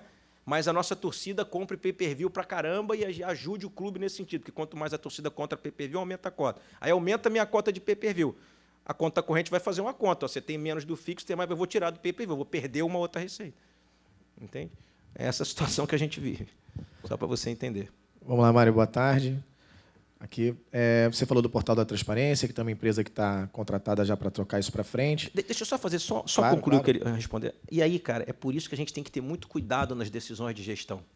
Entende? Porque imagine você que eu já estou pagando 2 rescisões de treinador que passaram por aqui esse ano. Então, a decisão por trocar ela tem que ser muito, muito sensível, assim, tem que ter muito cuidado. Porque, senão, daqui a 3 anos, ou 6 anos, ou sei lá quantos anos, eu saio daqui, e aí vocês vão estar sentados com outro presidente, e ele vai estar dizendo assim para você, sabe o que está me penhorando as contas? Vocês vão dizer o quê? Aqueles 3 treinadores, 4 lá que passaram em 2019, que não pagaram, entende? Então, assim, é óbvio que não existe nada mais importante aqui do que a bola entrar no gol, não existe nada mais importante do que vencer os jogos num clube de futebol. Nada é mais importante do que isso.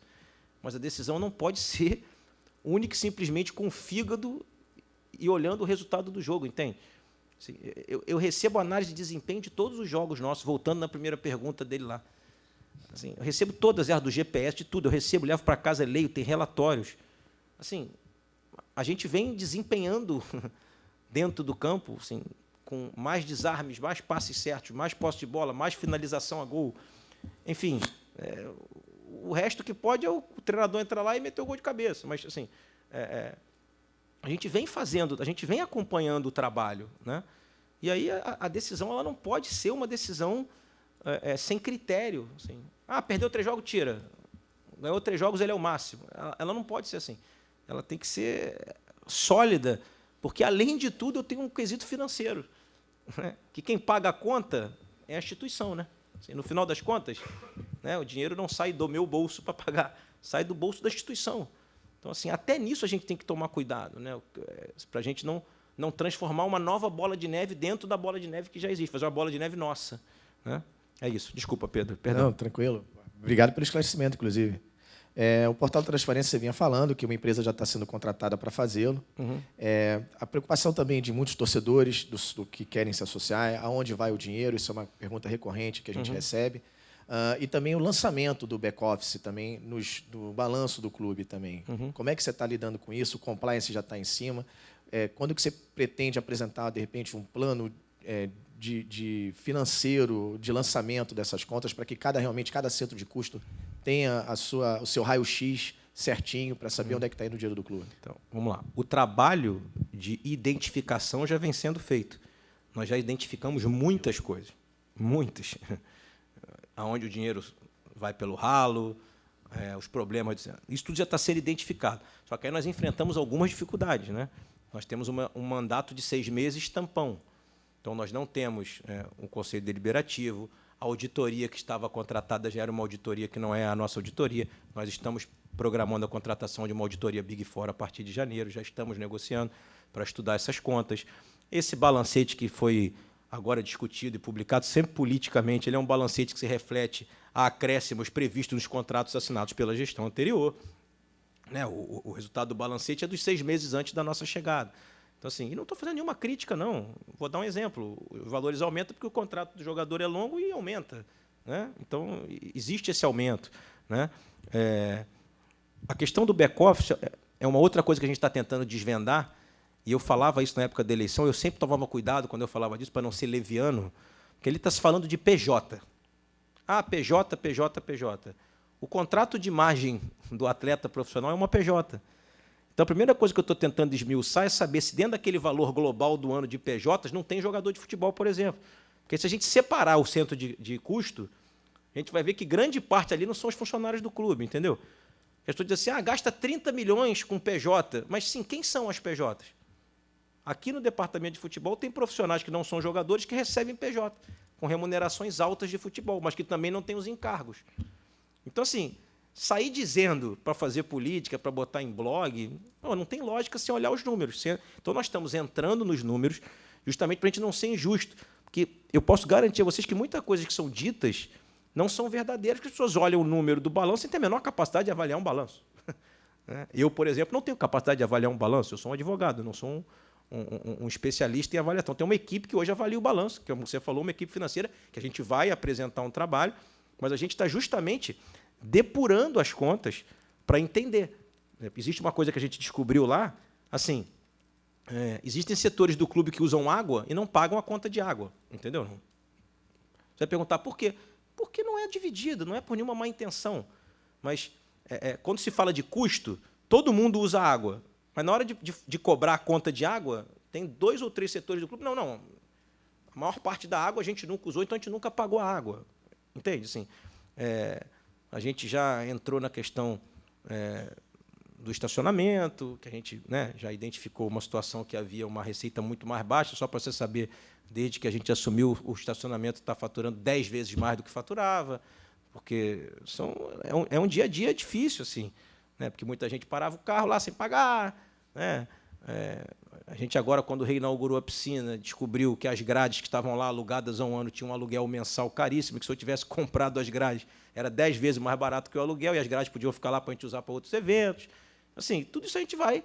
Só que as pessoas não querem que a gente pegue um clube na situação financeira destroçada como estava, e em 4 meses a gente diga para você, olha, solucionamos tudo, o Fluminense agora tem uma gestão de excelência, lógico que nós vamos cometer erros também, não tenha dúvida disso, né? O equívoco é da gestão, do ser humano. Se você olhar qualquer CEO no mundo, os mais qualificados das maiores empresas do mundo, a cada 10 decisões que tomam, acertam 7, erram 3, às vezes 6-4. Né? Então, óbvio que nós também vamos cometer equívocos. O que a gente não pode é politizar a gestão. Entender que tudo é político, que isso aqui se fez por política, que nós estamos fazendo publicação de coisas políticas, porque a gente politiza, a gente destrói a gestão. Porque a gente não pode transformar o Fluminense numa casa política de autodestruição, a não ser quando você faz a política na época da eleição. Né? Vou te dar um exemplo clássico. O presidente atual do Conselho Deliberativo foi o número 1 da chapa do Tenório, o presidente atual do Conselho. E ele tem sido extremamente correto, assim, tem feito o trabalho dele, tem debatido tudo, liga sempre, discute, porque com uma semana de gestão ele entrou na minha sala e falou, presidente, eu estou aqui para ajudar o Fluminense, entendeu? Assim, a eleição passou. Eu acho que foi uma atitude legal dele. Assim, como a gente contrata e contratou pessoas que apoiaram o outro candidato, e aí? Qual o problema disso? Problema nenhum. Eu sou presidente do Fluminense, cara. Se é uma pessoa que pode contribuir com a instituição, não me importa quem ela apoiou, quem ela não apoiou, entendeu? Me importa que hoje ela pode contribuir com o clube, isso não tem nenhuma troca. Eu posso dizer a vocês numa boa, se quiser, vai lá e vota de novo no outro. Mas se enquanto estiver trabalhando no Fluminense, estiver trabalhando com dignidade, prestando serviço, não há problema nenhum. Fala, Caio. Bom dia, presidente. Tudo bem? Boa tarde. Boa tarde, né? Eu queria perguntar sobre uma coisa que é recorrente, pergunta para a gente, acho que para todos os jornalistas que estão na cobertura, que é um assunto que sempre que volta é muito questionado, que é a reforma de Laranjeiras. Você teve uma reunião. Ótimo. Teve uma reunião na outra semana, vocês definiram uma nova comissão.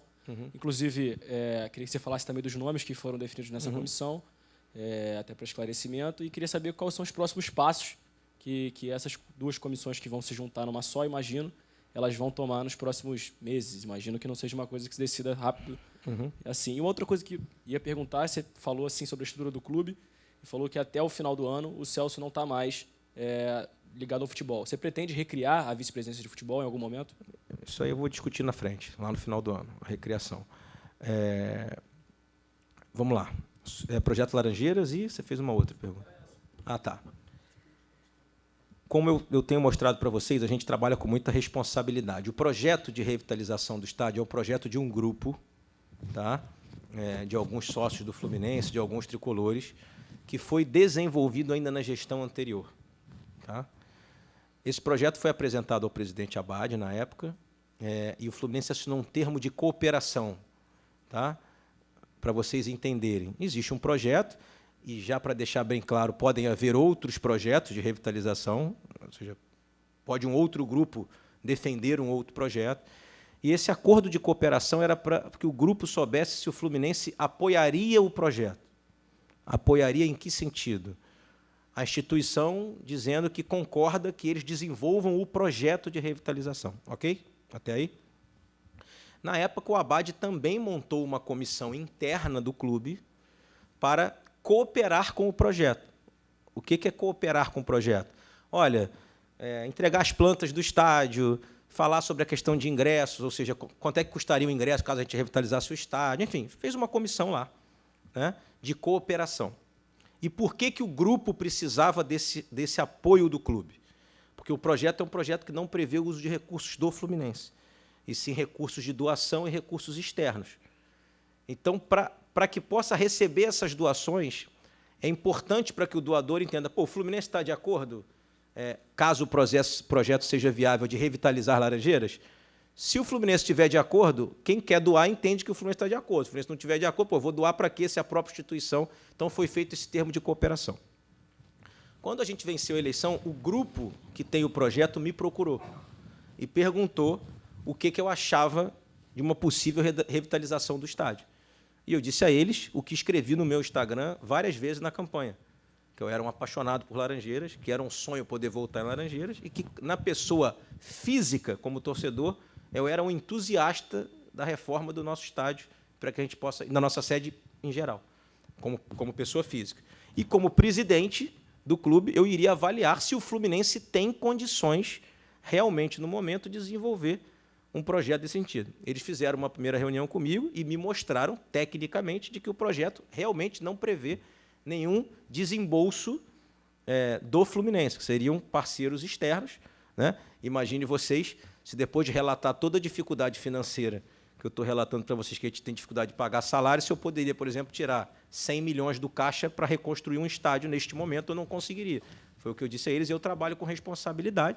Eles me convenceram de que não, só que a gente precisa do seu aval, como presidente do clube, para que o projeto seja um projeto também do Fluminense e para que os investidores possam, olha, se a gente botar o dinheiro, o Fluminense está de acordo?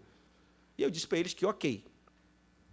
E aí eu segui o modelo da gestão anterior. Eu falei que eu gostaria de montar uma comissão interna do Fluminense, com pessoas nossas, porque eles são sócios e conselheiros, mas não estão no dia a dia da gestão, para que a gente pudesse refazer o nosso termo de cooperação e essa comissão pudesse ajudá-los no projeto. Então, eu escolhi algumas pessoas de dentro do clube, que são não remuneradas, e a comissão também não tem remuneração, é uma comissão de cooperação. Então, por exemplo, eu botei hoje o Douglas, que é quem cuida de arenas. Por quê? Porque no projeto já existe a discussão de quantos lugares teriam e quanto custaria o ticket médio, por exemplo, de um ingresso. Então, ele é um cara que lida no dia a dia, sabe mais ou menos essa logística de questão de ingressos. Eu mantive o Marcelo Lutherbach, que já estava na gestão anterior, que é um cara que conhece bem o projeto do estádio, enfim, entende bastante dessa questão de name writing, de marketing, que é uma discussão que tem no projeto. Ou seja, se a gente revitalizar, alguém vai comprar os direitos, né, para botar suas marcas lá e revitalizar o estádio. Aí botei o Marcelo Lutherbach. Botei um advogado interno do clube, que tem que redigir os termos de cooperação, os termos de doação, enfim. Então, botei um profissional que já é do Fluminense para atuar. Né? Não estou me lembrando todo mundo de cabeça, talvez você tenha aí. Não, sim, vou chegar lá, porque os outros eu não me lembro. Do meu pai eu me lembro. Mas é porque tudo no Fluminense é politizado, rapaz. O meu pai é um grande tricolor, um homem de quase 70 anos de idade, um engenheiro civil, aposentado, que mora em João Pessoa e que me fez ser tricolor e disse para mim que o dia que eu fosse presidente do Fluminense, ele ia se dedicar ao Fluminense o tempo que eu quisesse, sem ganhar um centavo, para poder ajudar a reconstruir o clube. Como ele já esteve aqui no CT 2 vezes, subiu comigo com 70 anos de idade até o último andar para olhar a obra. Então, assim, e meu pai é um engenheiro civil que participou de algumas reformas de estádio, de reconstruções de estádios no Brasil, e que, no final da carreira, se especializou em restauração de patrimônio histórico. Participou da reforma do Teatro Municipal, do Museu da Quinta, do Palácio de Cristal em Petrópolis, uma série de obras que fez. E vem de 3 em 3 meses ao Rio de Janeiro, ver os filhos e ver os netos. E perguntou se todas as vezes que ele vier ao Rio de Janeiro, se ele tem alguma forma de ajudar o Fluminense. Eu falei, vou te nomear numa comissão de revitalização do estádio, porque é uma matéria que você entende. E aí ele vai ter a primeira reunião com o grupo. Enfim, não tem nada diferente disso. Da mesma maneira que eu me dedico ao Fluminense hoje como presidente sem receber R$1, vai ser a mesma história. Então, ele semana que vem, ele tem uma reunião agendada com o administrador do clube, ele vai andar pelas Laranjeiras, vai lá ver o ginásio, vai ver as obras de contenção, vai a Xerém ver a obra de contenção, porque é meu pai, porque é tricolor, porque é um cara da minha confiança, é um tricolor apaixonado que quer ajudar o Fluminense. Imagina, está aposentado e pode contribuir de alguma forma. Vai vir aqui de 3 em 3 meses, mas o que eu quero é que ele possa opinar, e, obviamente, que foi debatido isso com o grupo que tem o projeto. Eu falei, olha, eu gostaria de botar uma pessoa que é meu pai, que eu gostaria que ele participasse disso, que ele pudesse ter a honradez de participar de uma comissão de cooperação com a revitalização do nosso estádio. Eu acho que seria uma honra para ele, um orgulho para ele, como um torcedor apaixonado do Fluminense. Os caras acharam ótimo, concordaram, o Sérgio Poggi, enfim, todo mundo lá que faz parte da comissão, e a gente nomeou ele, enfim, junto com o Leonardo Salata, que é um diretor social nosso, que também cuida, é um cara que entende de questão de arquitetura, enfim, é tudo para a gente poder ir ajudando a instituição. Como eu falei para vocês no início, de quem que a gente vai precisar nesse momento de dificuldade? De pessoas que queiram sair da sua casa para ajudar o Fluminense e pagarem o táxi do seu bolso, o almoço do seu bolso, irem lá, ficar até 11 horas da noite e ajudar a instituição a se reconstruir. Como fazem alguns apoiadores meus de campanha, que vão todos os dias ao clube, todos os dias, e não recebem um centavo desde o dia que chegaram, que é o que o Fluminense precisa. Assim, é isso, não tem... Eu, sinceramente, não vi... Você está dizendo que viu polêmica. Eu não vi polêmica, não. Assim, não vi nenhum comentário. Você talvez tenha visto algum comentário, certamente maldoso, mal intencionado, né? Mas é uma comissão que não tem remuneração, uma comissão de cooperação, de único simplesmente usar a expertise de um velho tricolor engenheiro aposentado que mora na Paraíba e quer, de alguma forma, ajudar o seu clube, enfim, e o clube que o seu filho preside, mas... E não é nem cargo, viu? Só para você saber. Não tem cargo nenhum. É uma comissão de cooperação que, caso qualquer de vocês queiram fazer parte, desde que possam trazer algum tipo de conhecimento da matéria, a comissão está aberta. Ela não necessariamente é uma comissão fechada. Ela pode ter 20 pessoas, 30, 2.000. Se algum torcedor quiser fazer parte da comissão e quiser mandar um e-mail para o BB e dizer, olha, eu tenho uma expertise em arenas, faz parte da comissão. Uma comissão de tricolores, como os caras que estão fazendo o projeto também são uma comissão de tricolores que estão arrecadando doações para reconstruir o estádio, entendeu? Está todo mundo na paixão ali. E você vê que eu sou um cara extremamente transparente, não politizo. Um dos líderes do grupo é também um adversário meu político, de sempre. Nunca estivemos juntos, mas se ele tem um projeto que é bom para o Fluminense, por que eu não vou recebê-lo na minha sala e montar uma comissão para cooperar com o projeto dele, né? O Fluminense é maior que nós todos, então não tem essa discussão.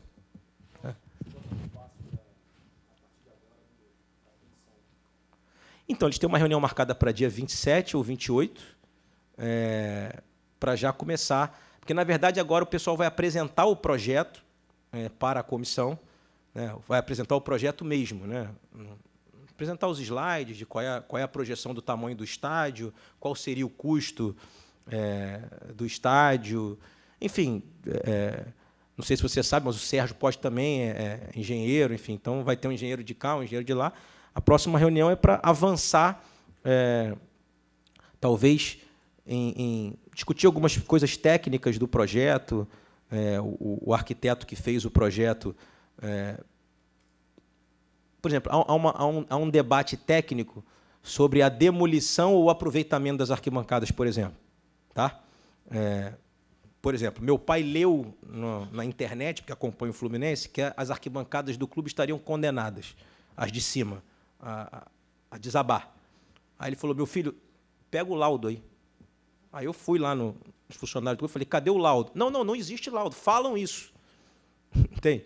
Então, a comissão serve para isso, ou seja, a arquibancada está condenada ou não? Não tem um laudo falando que ela está condenada. Então, a gente vai demolir ou não vai demolir? Então, nós temos que buscar, junto ao Corpo de Bombeiros, enfim, as instituições responsáveis, saber se realmente está definido que a arquibancada pode ser aproveitada, as vigas, sei lá, não sou um advogado querendo falar de engenharia. Vamos aproveitar? Vamos. Aí a comissão vai decidir se aproveita, se não aproveita, porque aí tem que mexer no projeto. Porque, pelo que eu entendi, com a minha ignorância de engenheiro que não sou, pelo que eu vi do projeto, o projeto prevê a demolição e uma nova construção de arquibancada. Por quê? Porque há informação para o arquiteto de que as arquibancadas estão destruídas e que vão cair. Então, ele fez um projeto dizendo que tem que destruir tudo e começar do zero. Isso tem um custo.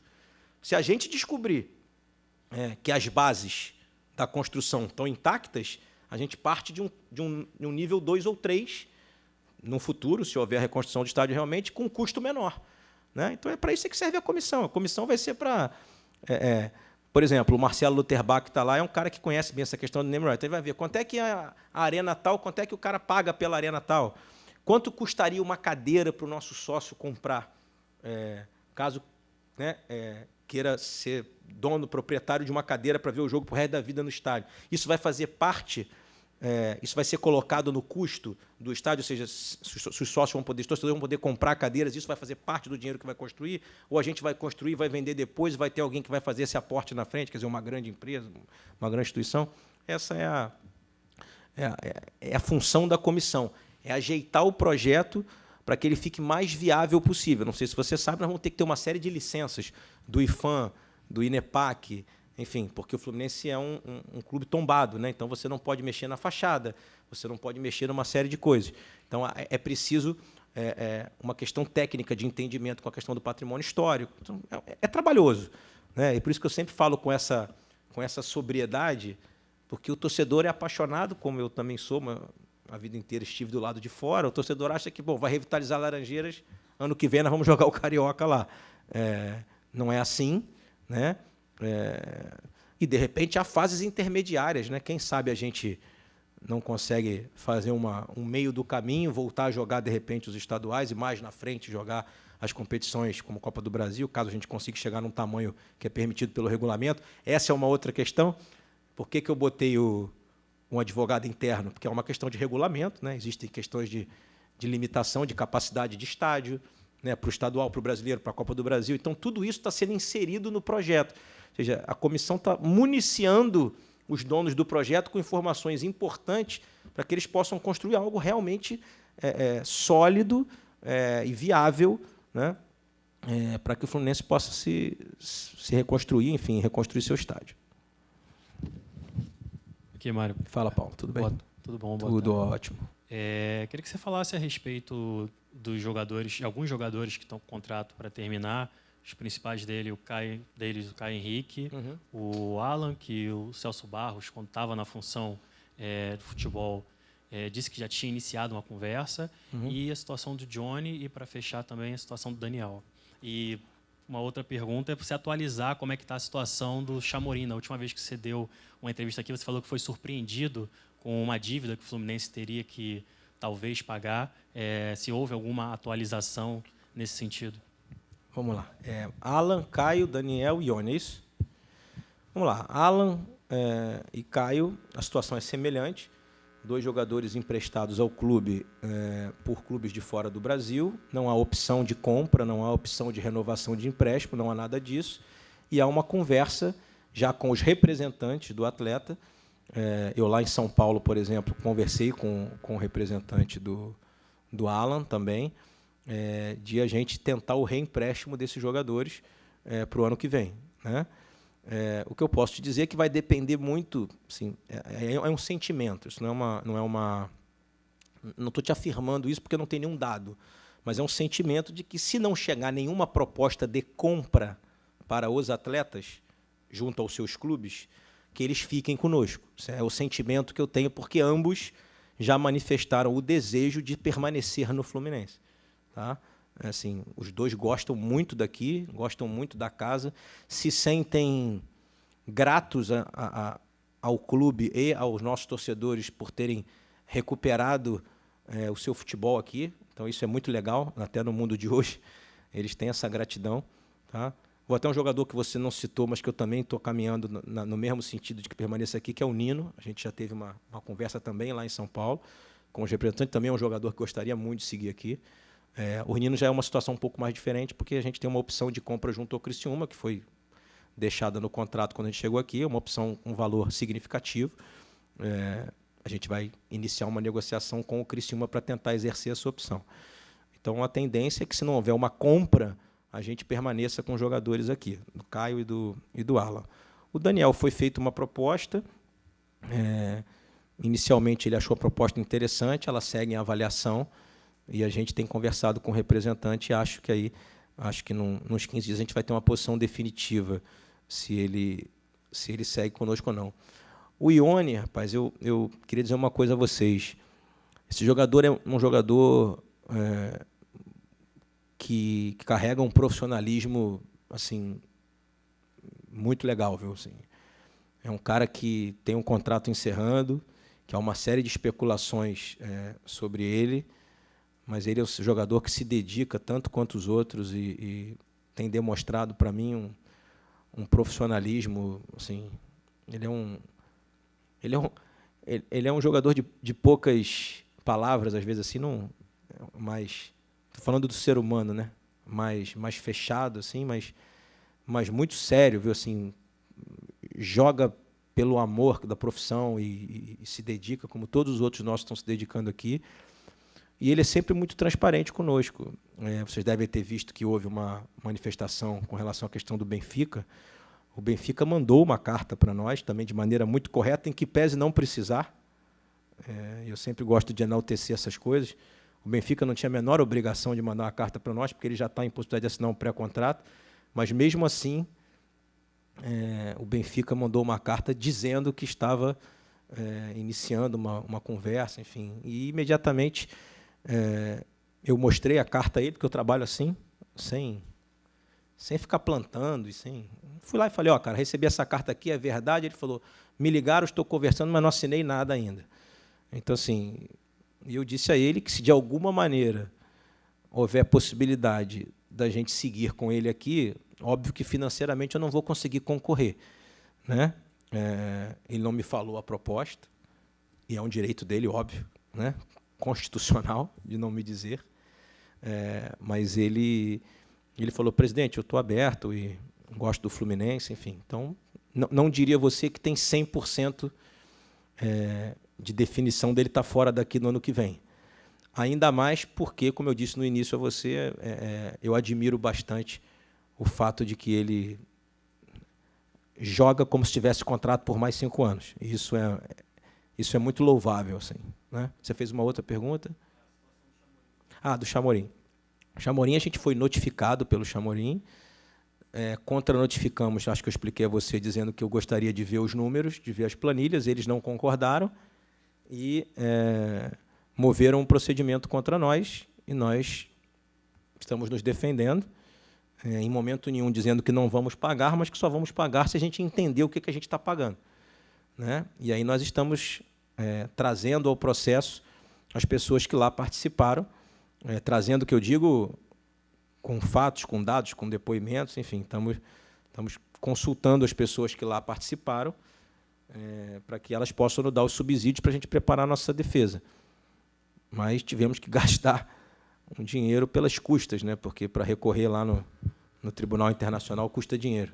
Então, já tivemos mais um gasto com isso, não foi um gasto exorbitante, mas para um clube que passa por dificuldade foi alto, mas a gente tem que se defender, porque eu não me conformei com a forma que eles cobraram o Fluminense. Boa tarde, presidente. Boa tarde, Vinícius. Tudo bem? Tudo. Recentemente foi publicado o balancete, né, do clube, e isso gerou uma série de comentários, não só de blogueiros, jornalistas, mas de até executivos especializados no mercado. Um deles, Alexandre Rangel, que é um dos sócios da Ernest Young, que inclusive prestou consultoria no início da gestão anterior, a sua, lá no Fluminense. Ele analisou, ele publicou na rede social, emitiu uma opinião sobre a situação financeira do Fluminense. Ele falou que apenas política de austeridade não vai mais resolver o problema do Fluminense.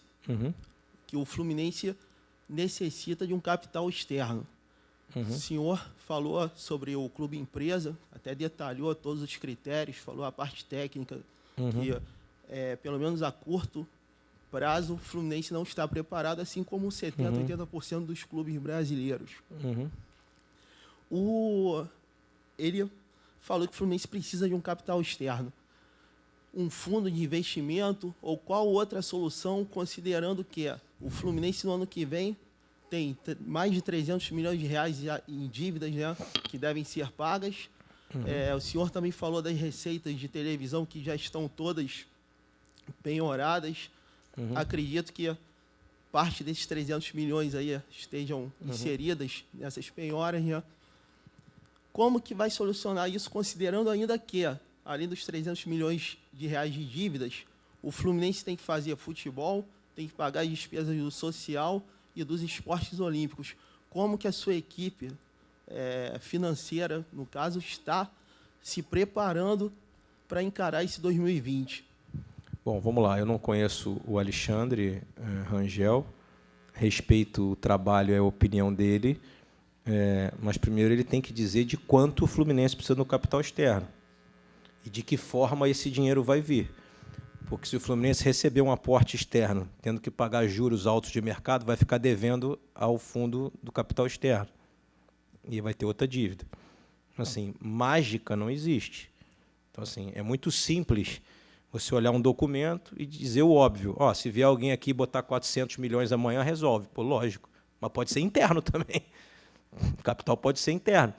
Por isso que eu digo a você, a gente tem uma receita de sócio futebol hoje desse tamaninho.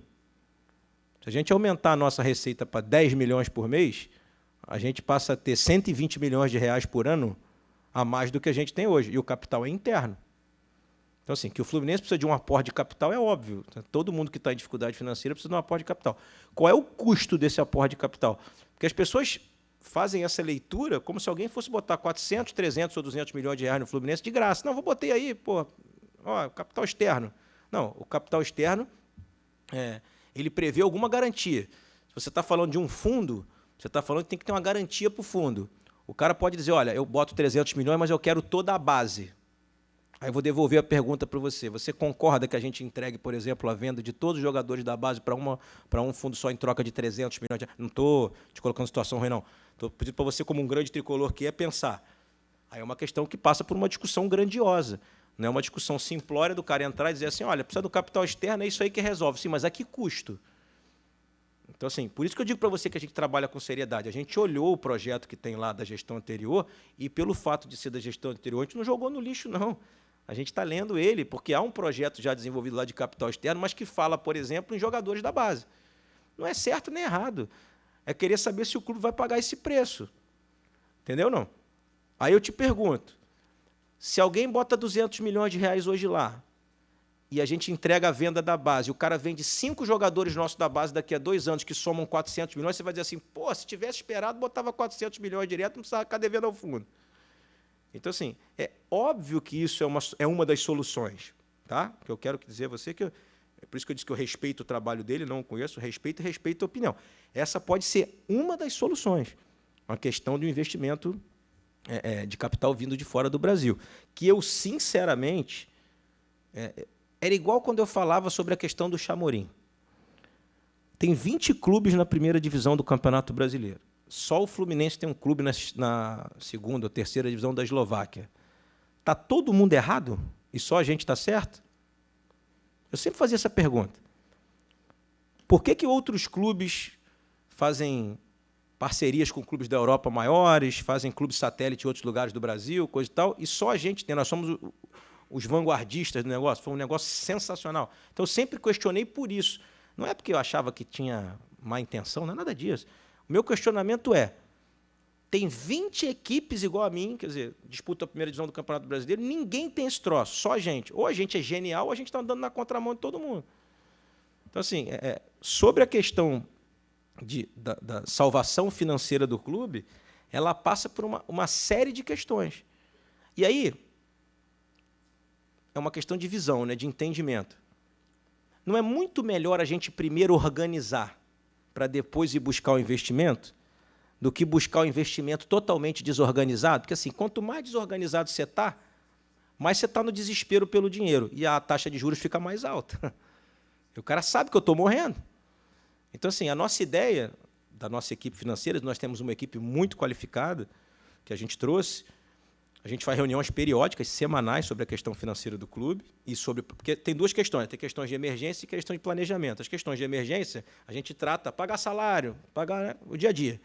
E as questões de planejamento é isso que você está falando. A gente já discute isso aí há algum tempo, inclusive. Mas a gente só vai definir um norte, um caminho, e nenhuma possibilidade estará excluída nunca, desde que a gente entenda o seguinte: a hora que a gente for para esse caminho, o Fluminense está preparado para esse caminho. E aí, óbvio que eu vou discutir, viu, Vinícius? Discutir, que eu digo, com o meu conselho deliberativo, com o meu conselho diretor, porque eu não posso tomar uma decisão dessa monocraticamente, dizer, entrega tudo, dá xerém. Entende o que eu estou dizendo? Eu não me sentiria confortável, né? Então é isso. Assim, sobre a questão dos números, eu prefiro não entrar em polêmica, porque, como eu disse aqui no início, os números estão sendo esmiuçados por nós. Não estou dizendo que o balanço tenha sido também feito de forma proposital, não é isso. Mas, só para você ter uma ideia, nós já estamos discutindo, por exemplo, o nosso método de orçamento. Tá? A minha equipe, a tendência é que a gente faça orçamento a partir de 2020 com real. Orçamento real. Não orçamento com gordura. E se precisar, no meio do caminho, reorganizar, a gente senta, chama o conselho e reorganiza. Por quê? Porque esse orçamento que não é real, ele faz com que o clube navegue com o dinheiro que ele acha que vai ter. E a gente não pode navegar com o dinheiro que a gente acha que a gente vai ter. Tem que navegar com o dinheiro que a gente tem. Então, por exemplo, a gente vai, obviamente, fazer um balanço a partir do ano que vem diferente do que é esse. Porque a gente vai ter a divisão de centro de resultado que a gente hoje não tem, e tem muita coisa na conta de um e de outro que não é a conta de um e de outro. E aí entra na questão do que o Pedro falou, que as pessoas cobram, transparência, portamento. O torcedor já tem acesso aonde o dinheiro vai, porque o clube publica o balanço uma vez por ano, anualmente. Ele tem que comprar o jornal lá no dia e ler. O portal da transparência é que você possa ter acesso a essas informações mensalmente, ou seja, você possa ver a progressão do clube nesse dia a dia, porque a lei já me obriga a publicar os números do clube, está lá escrito. O que a gente tem dúvida é se o que está lá escrito é realmente o real, ou tem números ali que estão equivocados, entende? Então, não discutindo aqui boa-fé ou má-fé, discutindo questões técnicas. É isso. Deixa eu só... foi a última do Vinícius? Tá, não, depois você me avisa que eu quero falar um negócio aqui. Alô. Boa tarde, presidente. Boa tarde, querido, tudo bem? Eu queria insistir em Laranjeiras. A gente sabe que não tem como ter jogo, mas teve treino aberto para a torcida e foi um sucesso. Sim. O torcedor sempre pergunta quando terá o próximo. Queria saber se ainda tem condições nesse ano. A gente ainda tem Palmeiras e Fortaleza. Se em algum desses dois jogos pode ter algum treino aberto para a torcida. E a outra era do patrocínio Master. Se na campanha foi muito falado que já teria empresas conversando e coisa e tal, e não fechou, e o torcedor também cobra muito isso. E eu queria saber do motivo de ainda não ter conseguido fechar, a gente sabe do mercado, e se já tem uma conversa para o início do ano que vem. Vamos lá, Laranjeiras. Assim como a gente fez os treinos, a gente fez também a questão dos eventos ali, né? De exibir os jogos no telão, né? E com shows, enfim. Todas as vezes em que a gente fez esses eventos, a gente, obviamente, castigou o campo, porque o nosso campo não é sintético, enfim. E aí você coloca os tapumes, e colocou o tapume, não só castigou o campo, como custou dinheiro, né? Eu diria a você que os eventos não deram prejuízo, mas, em razão da estrutura que tem que se montar, inclusive de cobrir o campo, os eventos empataram. A gente não perdeu dinheiro, mas também não ganhou, porque custa dinheiro. Uma loucura que eu vou te falar, né? Custa dinheiro proteger o campo, mas o campo se destrói assim mesmo, se destrói menos do que se destruiria. Nas outras vezes em que a gente programou de fazer o treino lá, o campo estava muito castigado, em razão não só desses eventos que tiveram, como também pelos jogos que continuam tendo lá da base, futebol feminino. E um grupo de pessoas aqui do departamento de futebol ficou um pouco preocupado, principalmente com a lateral do campo, tinha uns buracos muito grandes, e a gente ficou preocupado em que pese ser um treino recreativo, de perder um jogador, de repente, na véspera de um jogo importante, por lesão, né? Estamos discutindo agora, sim, para essa reta final, da gente fazer mais um treino antes desses 2 jogos, mas vai depender um pouco de agenda nossa, que eu posso garantir para você que a partir do ano que vem a gente vai ter isso como rotina, mas vamos ter que equacionar a questão dos eventos no campo com a questão dos treinos. O grande problema é que a gente agora está com uma logística um pouco complicada. A gente volta terça-feira de Alagoas e já joga quinta no Maracanã, né? E não sei se você sabe também, imagina, Laranjeiras não tem mais nenhuma estrutura ali interna para receber o time profissional. Então, naquele treino que nós fizemos, nós levamos tudo. Todas as macas de fisioterapia tivemos que botar num caminhão, enfim, a gente teve que deslocar o departamento de futebol lá para Laranjeiras, a comida, as frutas, o café da manhã, todos os profissionais, o material inteiro, Coban, Gatorade, assim. O Fluminense saiu daqui, foi para lá e voltou. Então, há toda uma sobrecarga. Então, a gente tem que escolher datas específicas, se possível, sempre tentar um final de semana, porque para nós a logística é melhor do que sair durante a semana com tudo, mas os treinos vão seguir, é uma coisa que a gente tem vontade de seguir. Qual é a tua... sobre o patrocínio. Sobre o patrocínio master, eu também já falei aqui, vou repetir. Na campanha nós fomos procurados por 2 grandes empresas que tinham interesse, mas acredito eu que, em razão das verbas de marketing serem decididas no ano anterior, e como a gente estava já no meio de um ano, essas empresas acabaram entendendo que os valores, naquele momento, eles não teriam como fazer sem uma aprovação nos seus conselhos, enfim. O que é importante o torcedor entender, e eu já falei isso várias vezes aqui, o patrocínio master, hoje, no Brasil, ele é uma receita importante, mas ele é mais um posicionamento de marca. E eu não posso aceitar ter um patrocínio master muito mais barato do que ele vale, porque eu estou desvalorizando a camisa do Fluminense. Eu olhei o vídeo outro dia do jogo que a gente ganhou do Grêmio de 5-4, nós não tínhamos nada na camisa, nós jogamos camisa branca durante esse campeonato. Então, nós chegamos em novembro com um patrocínio no omoplata, com um patrocínio na barra lateral, com um patrocínio nas costas, com um patrocínio na barra frontal. Nós conseguimos, não tendo patrocínio master, conseguir outros patrocinadores diversos na camisa que, somados, equivalem ao que o master pagaria. É o que a gente tem hoje. E isso não inviabiliza o fato de ter um patrocínio master para 2020, que é uma coisa que a gente vai seguir buscando. O que eu não posso é reduzir a minha pedida e o meu valor a ponto de que quem está nas outras propriedades vá se sentir prejudicado porque está pagando o valor real daquelas propriedades. É isso. Tá? A empresa que conversou com a gente durante a eleição, que foi em junho, deixou as portas abertas para reiniciar a conversa em dezembro, tá? E me deu exatamente esse argumento: olha, não foi aprovado um montante desse para os últimos meses do ano. Eu até, só para você saber, fiz uma contraproposta, dizendo, pega desde agora, de setembro, já faz até dezembro do ano que vem, e aí eu dou um desconto nesses primeiros 3 meses para você estar comigo no ano que vem, só que não foi aprovado internamente. E nós já iniciamos outras conversas. Mas o que são iniciar a conversa? As pessoas procuram, perguntam quanto custa, a gente manda o valor, manda as propriedades, discute quais seriam as contrapartidas do patrocinador e eles levam para aprovação.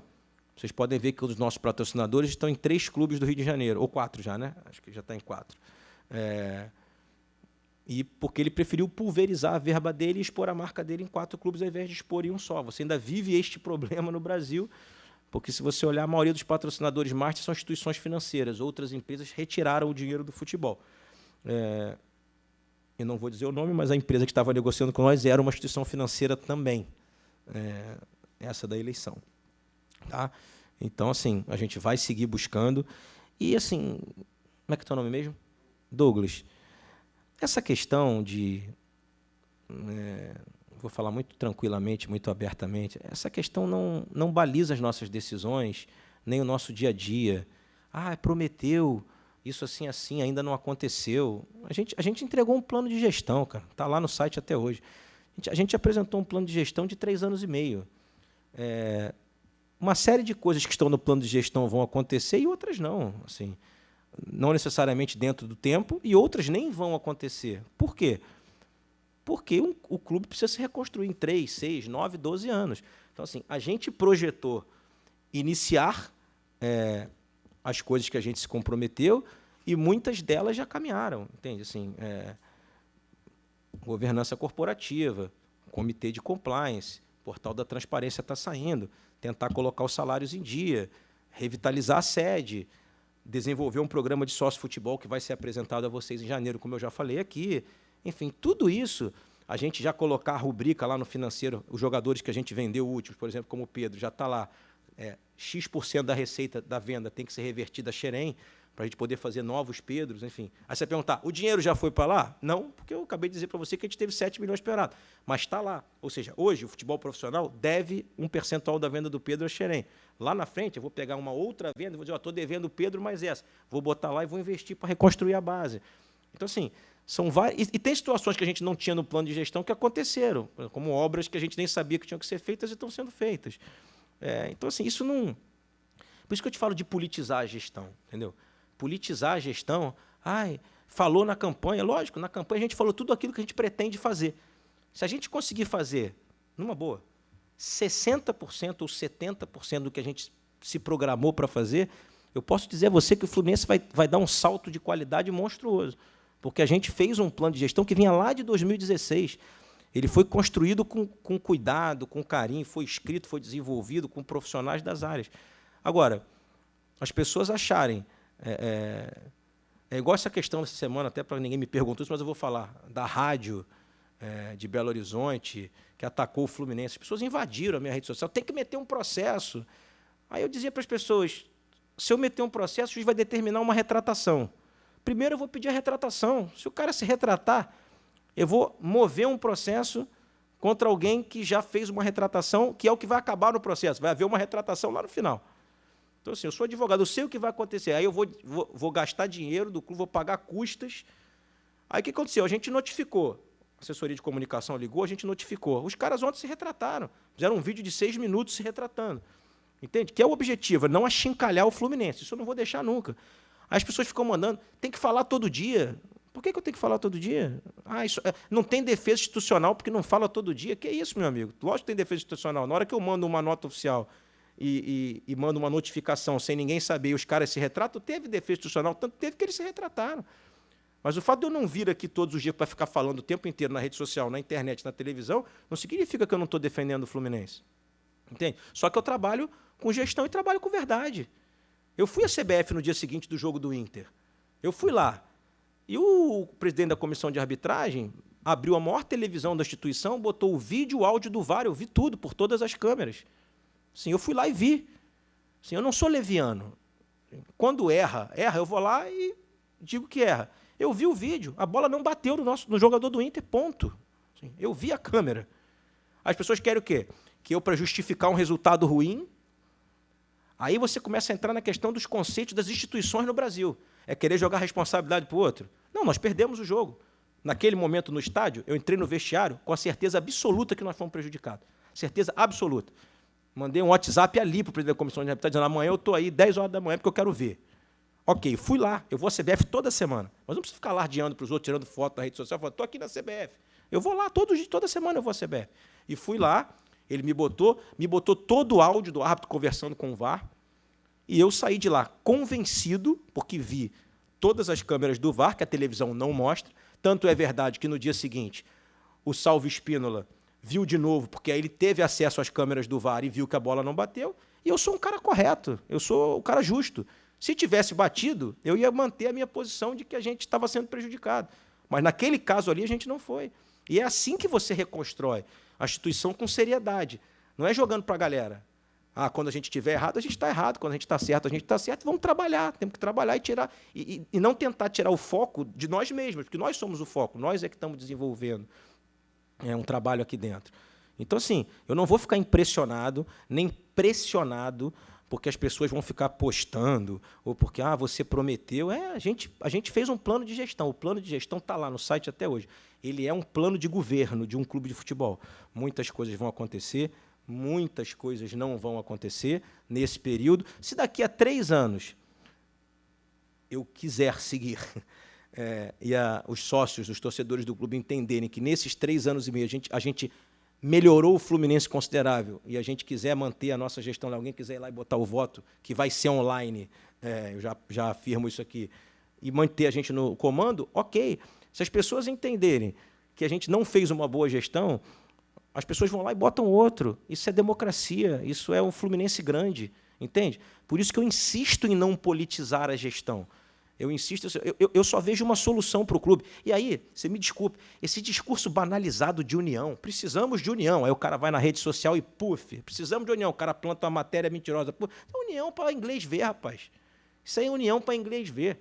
União, o cara chegar lá 8 horas da manhã, essa pessoa fala, eu quero ajudar o Fluminense. Como é que eu posso ajudar? Vamos ajudar, pô.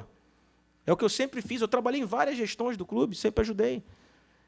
E vocês podem acompanhar. Durante todo o período que fui oposição, jamais fiz oposição ferrenha, maléfica, postando coisa, acusando, plantando notícia. Não, a gente trabalha, a gente trabalhou. Entende? Trabalhou para vencer uma eleição. Trabalhou com o quê? Com um plano de governo. A gente venceu a eleição porque a gente apresentou um plano de governo que as pessoas entenderam assim, se isso aqui for aplicado em 60%, 70%, isso vai melhorar muito. É isso que é um governo, né? Agora, como eu digo aqui, admitindo, lógico que nós vamos cometer erros, lógico que nós vamos ter acertos, lógico que nós vamos nos equivocar de vez em quando, porque é do ser humano, assim.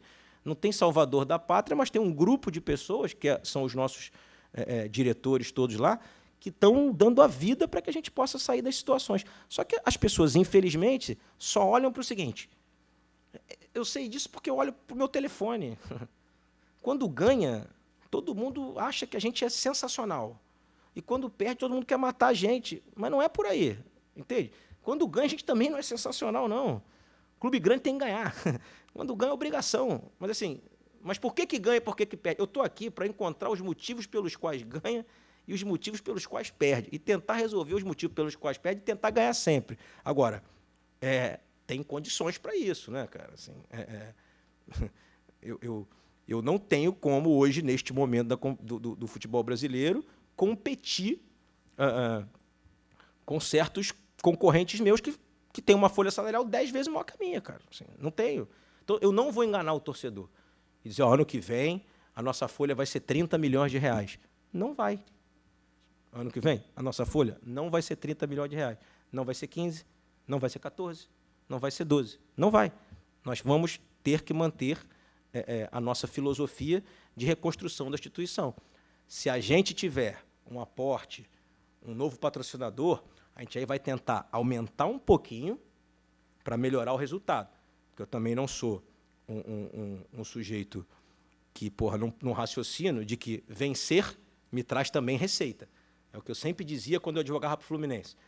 Quando eu ia lá defender as causas na Justiça do Trabalho, o juiz falava para mim, poxa, mas os jogadores de futebol ganham muito. Eu dizia, sim, excelência, mas é ganhando os campeonatos que eu recebo os prêmios. Então, eu preciso ter time para receber os prêmios. Então, isso aí é o óbvio. Mas eu preciso ter um time, porque você há de convir que, se a gente tiver, mesmo quando a gente teve times muito qualificados ao longo da nossa história, muitas vezes a gente não teve o resultado. Você concorda? Porque o futebol é um esporte. E aí há uma série de outras coisas. Há a chuva, que na hora do jogo, há o jogo fora, o jogo em casa, há um jogador que se machuca no primeiro tempo. Então, tem que haver um equilíbrio, porque se eu chuto muito para cima e também não tenho resultado, aí eu jogo o clube ainda mais no buraco. Então, a pergunta do Vinícius foi muito importante, porque esse equilíbrio que nós temos tentando encontrar, de receita e despesa, de ter um time que consiga disputar as competições, mas, ao mesmo tempo, não destrua o caixa do clube. Porque você imagina, vocês não estariam agora conjecturando que se a gente tivesse com 6 meses de salário atrasado, o resultado seria por isso? Certamente. Está todo mundo dizendo, lá, também não pagou salário meio ano para os caras, quer que os caras joguem. Entende? Então, assim, é um arame em que a gente anda, né? E que esse arame vem de antes de nós. Você vê que a filosofia já era assim, né? Você vê, a pergunta do Paulo foi muito pertinente. Nós trouxemos 2 jogadores no início do ano, não fomos nós, né? O Alan e o Caio. Eles performaram e agora a gente corre o risco de perdê-los, porque nós fizemos um contrato curto, porque nós não temos dinheiro. Entende o que eu estou dizendo? Se nós tivéssemos dinheiro, nós podíamos ter feito um contrato de 3 anos, aí agora a gente não ia estar discutindo isso. Isso aí está garantido. Moral da história, para encerrar agora definitivamente, falar um negócio da promoção do jogo. se a gente perder 10 jogadores, a gente vai ter que fazer um novo elenco. Eu vou ter que reconstruir um time. E aí eu já te antecipo, eu vou ter que reconstruir o time como a gente fez esse ano. A gente, que eu digo o Fluminense, porque nós não estávamos aqui quando o time foi feito, mas o Fluminense, sobretudo o Fluminense. Aí nós vamos ter que reconstruir um time como? Por favor, aí, você, meu co-irmão, clube, tem algum jogador para me emprestar, porque eu não tenho dinheiro para comprar? Aí eu vou pegar um jogador emprestado daqui, vou pegar um jogador emprestado dali, vou pegar daqui. Aí o clube de lá vai dizer, contrato de 1 ano, com opção de compra. Porque se o jogador dele for bem, não quer deixar o cara aqui outro ano. Ou eu pago, ou ele volta para lá para jogar lá. Então, o que vai acontecer é isso. Entendeu? Agora, suponhamos que daqui a 2 anos, ou daqui a 1 ano, ou daqui a 6 meses, a gente tem um faturamento de 10 milhões de sócio-futebol. Aí eu já posso pegar 3 milhões e comprar um jogador. Por isso é que eu luto pela questão do sócio-futebol. Por isso que eu luto. E por isso que a gente está desenvolvendo um baita projeto para lançar em janeiro. É porque eu preciso disso. O Fluminense precisa disso.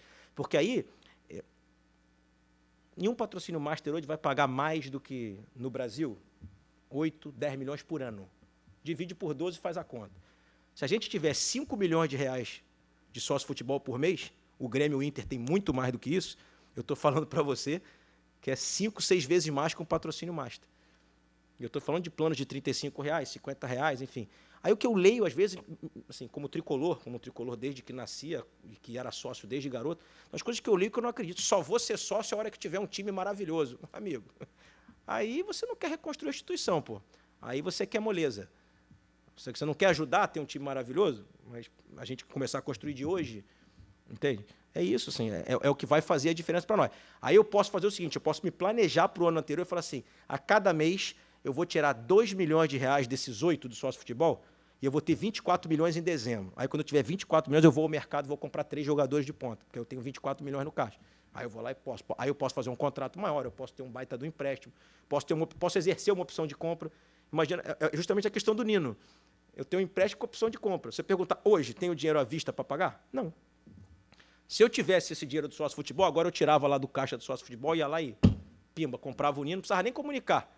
Agora eu vou ter que ligar, vou ter que conversar, vou ter que negociar, porque as condições que eu peguei são condições difíceis para o Fluminense cumprir hoje. Então, é esse o raciocínio. Agora, ficar... Ah, mas você falou na campanha que tinha vontade de repatriar um ídolo. Tenho, e nós vamos repatriar na gestão, posso te afirmar. Agora, quando eu digo que eu vou repatriar o ídolo, eu não disse na campanha, eu vou repatriar um ídolo ganhando um dinheiro que o Fluminense não pode pagar. Se nós estamos falando de um ídolo, de um cara que quer voltar para casa, ele vai ter que entender a nossa realidade. Se ele entender a nossa realidade, ele vai. Eu estou fazendo todo o esforço para que isso aconteça. Agora, tem que entender a nossa realidade, porque o ídolo não vai jogar sozinho. Tem mais 35 caras que eu tenho que pagar. Então, é tudo isso. Isso não tem nada a ver com, prometeu. Ninguém falou que a gente ia virar o maior clube do mundo, ter o maior time do mundo, em 3 meses.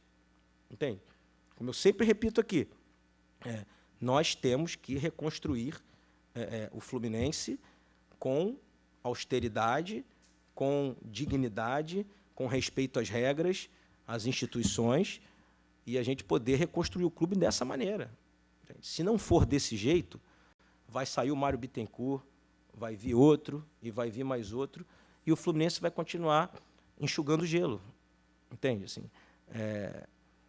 a gente vem trabalhando o nosso marketing, a gente vem se preocupando com causas sociais, a gente montou uma vice-presidência de ações sociais, né?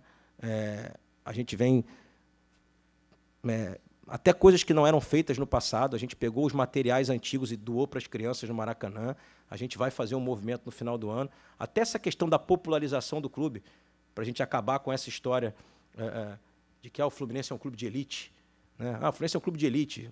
O Fluminense precisa do torcedor, cara.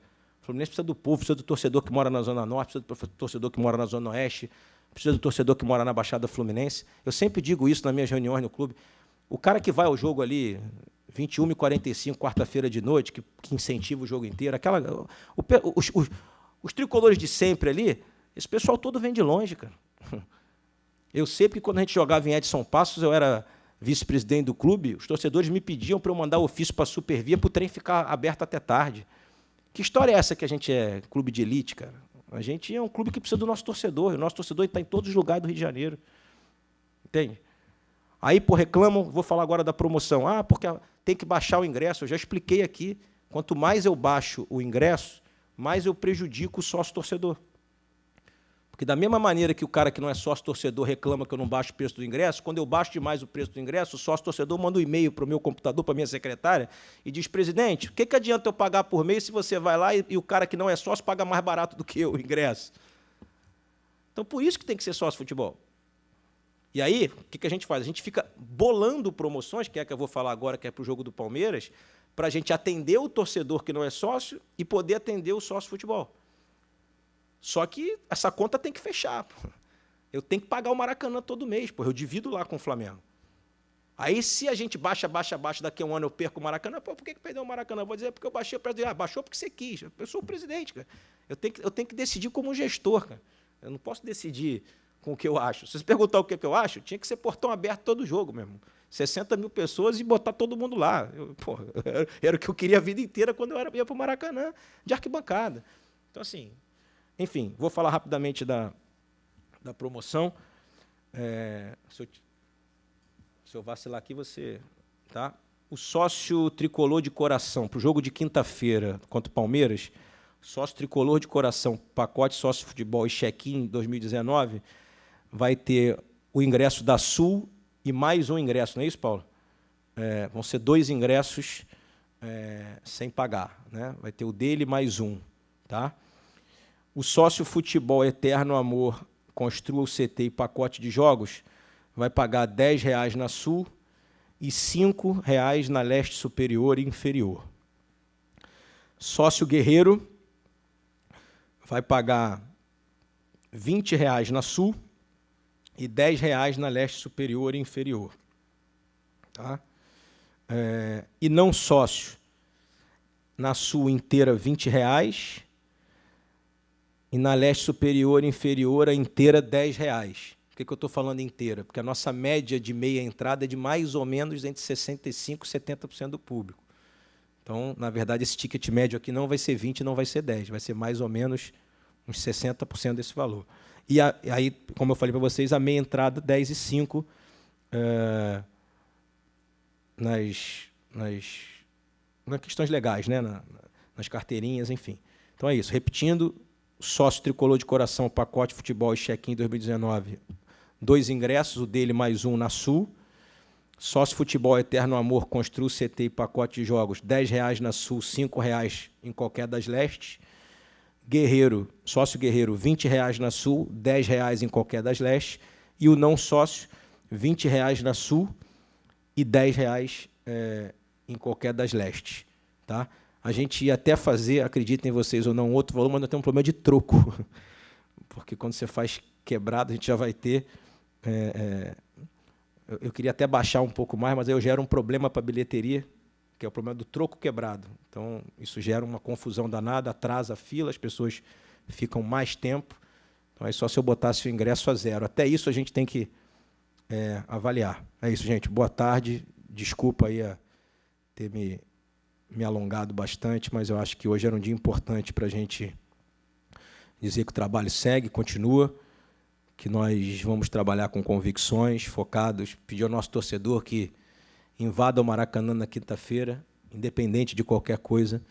Nós vamos brigar até o final nessa situação, é isso, é o que a gente tem nesse momento, é o nosso campeonato. Nós temos um campeonato de 5 jogos, todo o apoio aos nossos jogadores, que estão se dedicando ao máximo que podem, todo o apoio à nossa comissão técnica, ao nosso treinador, e que a gente possa terminar o ano com dignidade, enfim, e tirando o Fluminense dessa situação que a gente não gosta que ele esteja, e estando todos nós unidos por esse momento, sem causar mais instabilidade do que a gente já tem normalmente, porque a gente precisa de paz agora, e diante disso eu digo a vocês que eu tenho certeza que a gente vai sair dessa situação e que a gente vai entregar no final do ano esse time na primeira divisão e ano que vem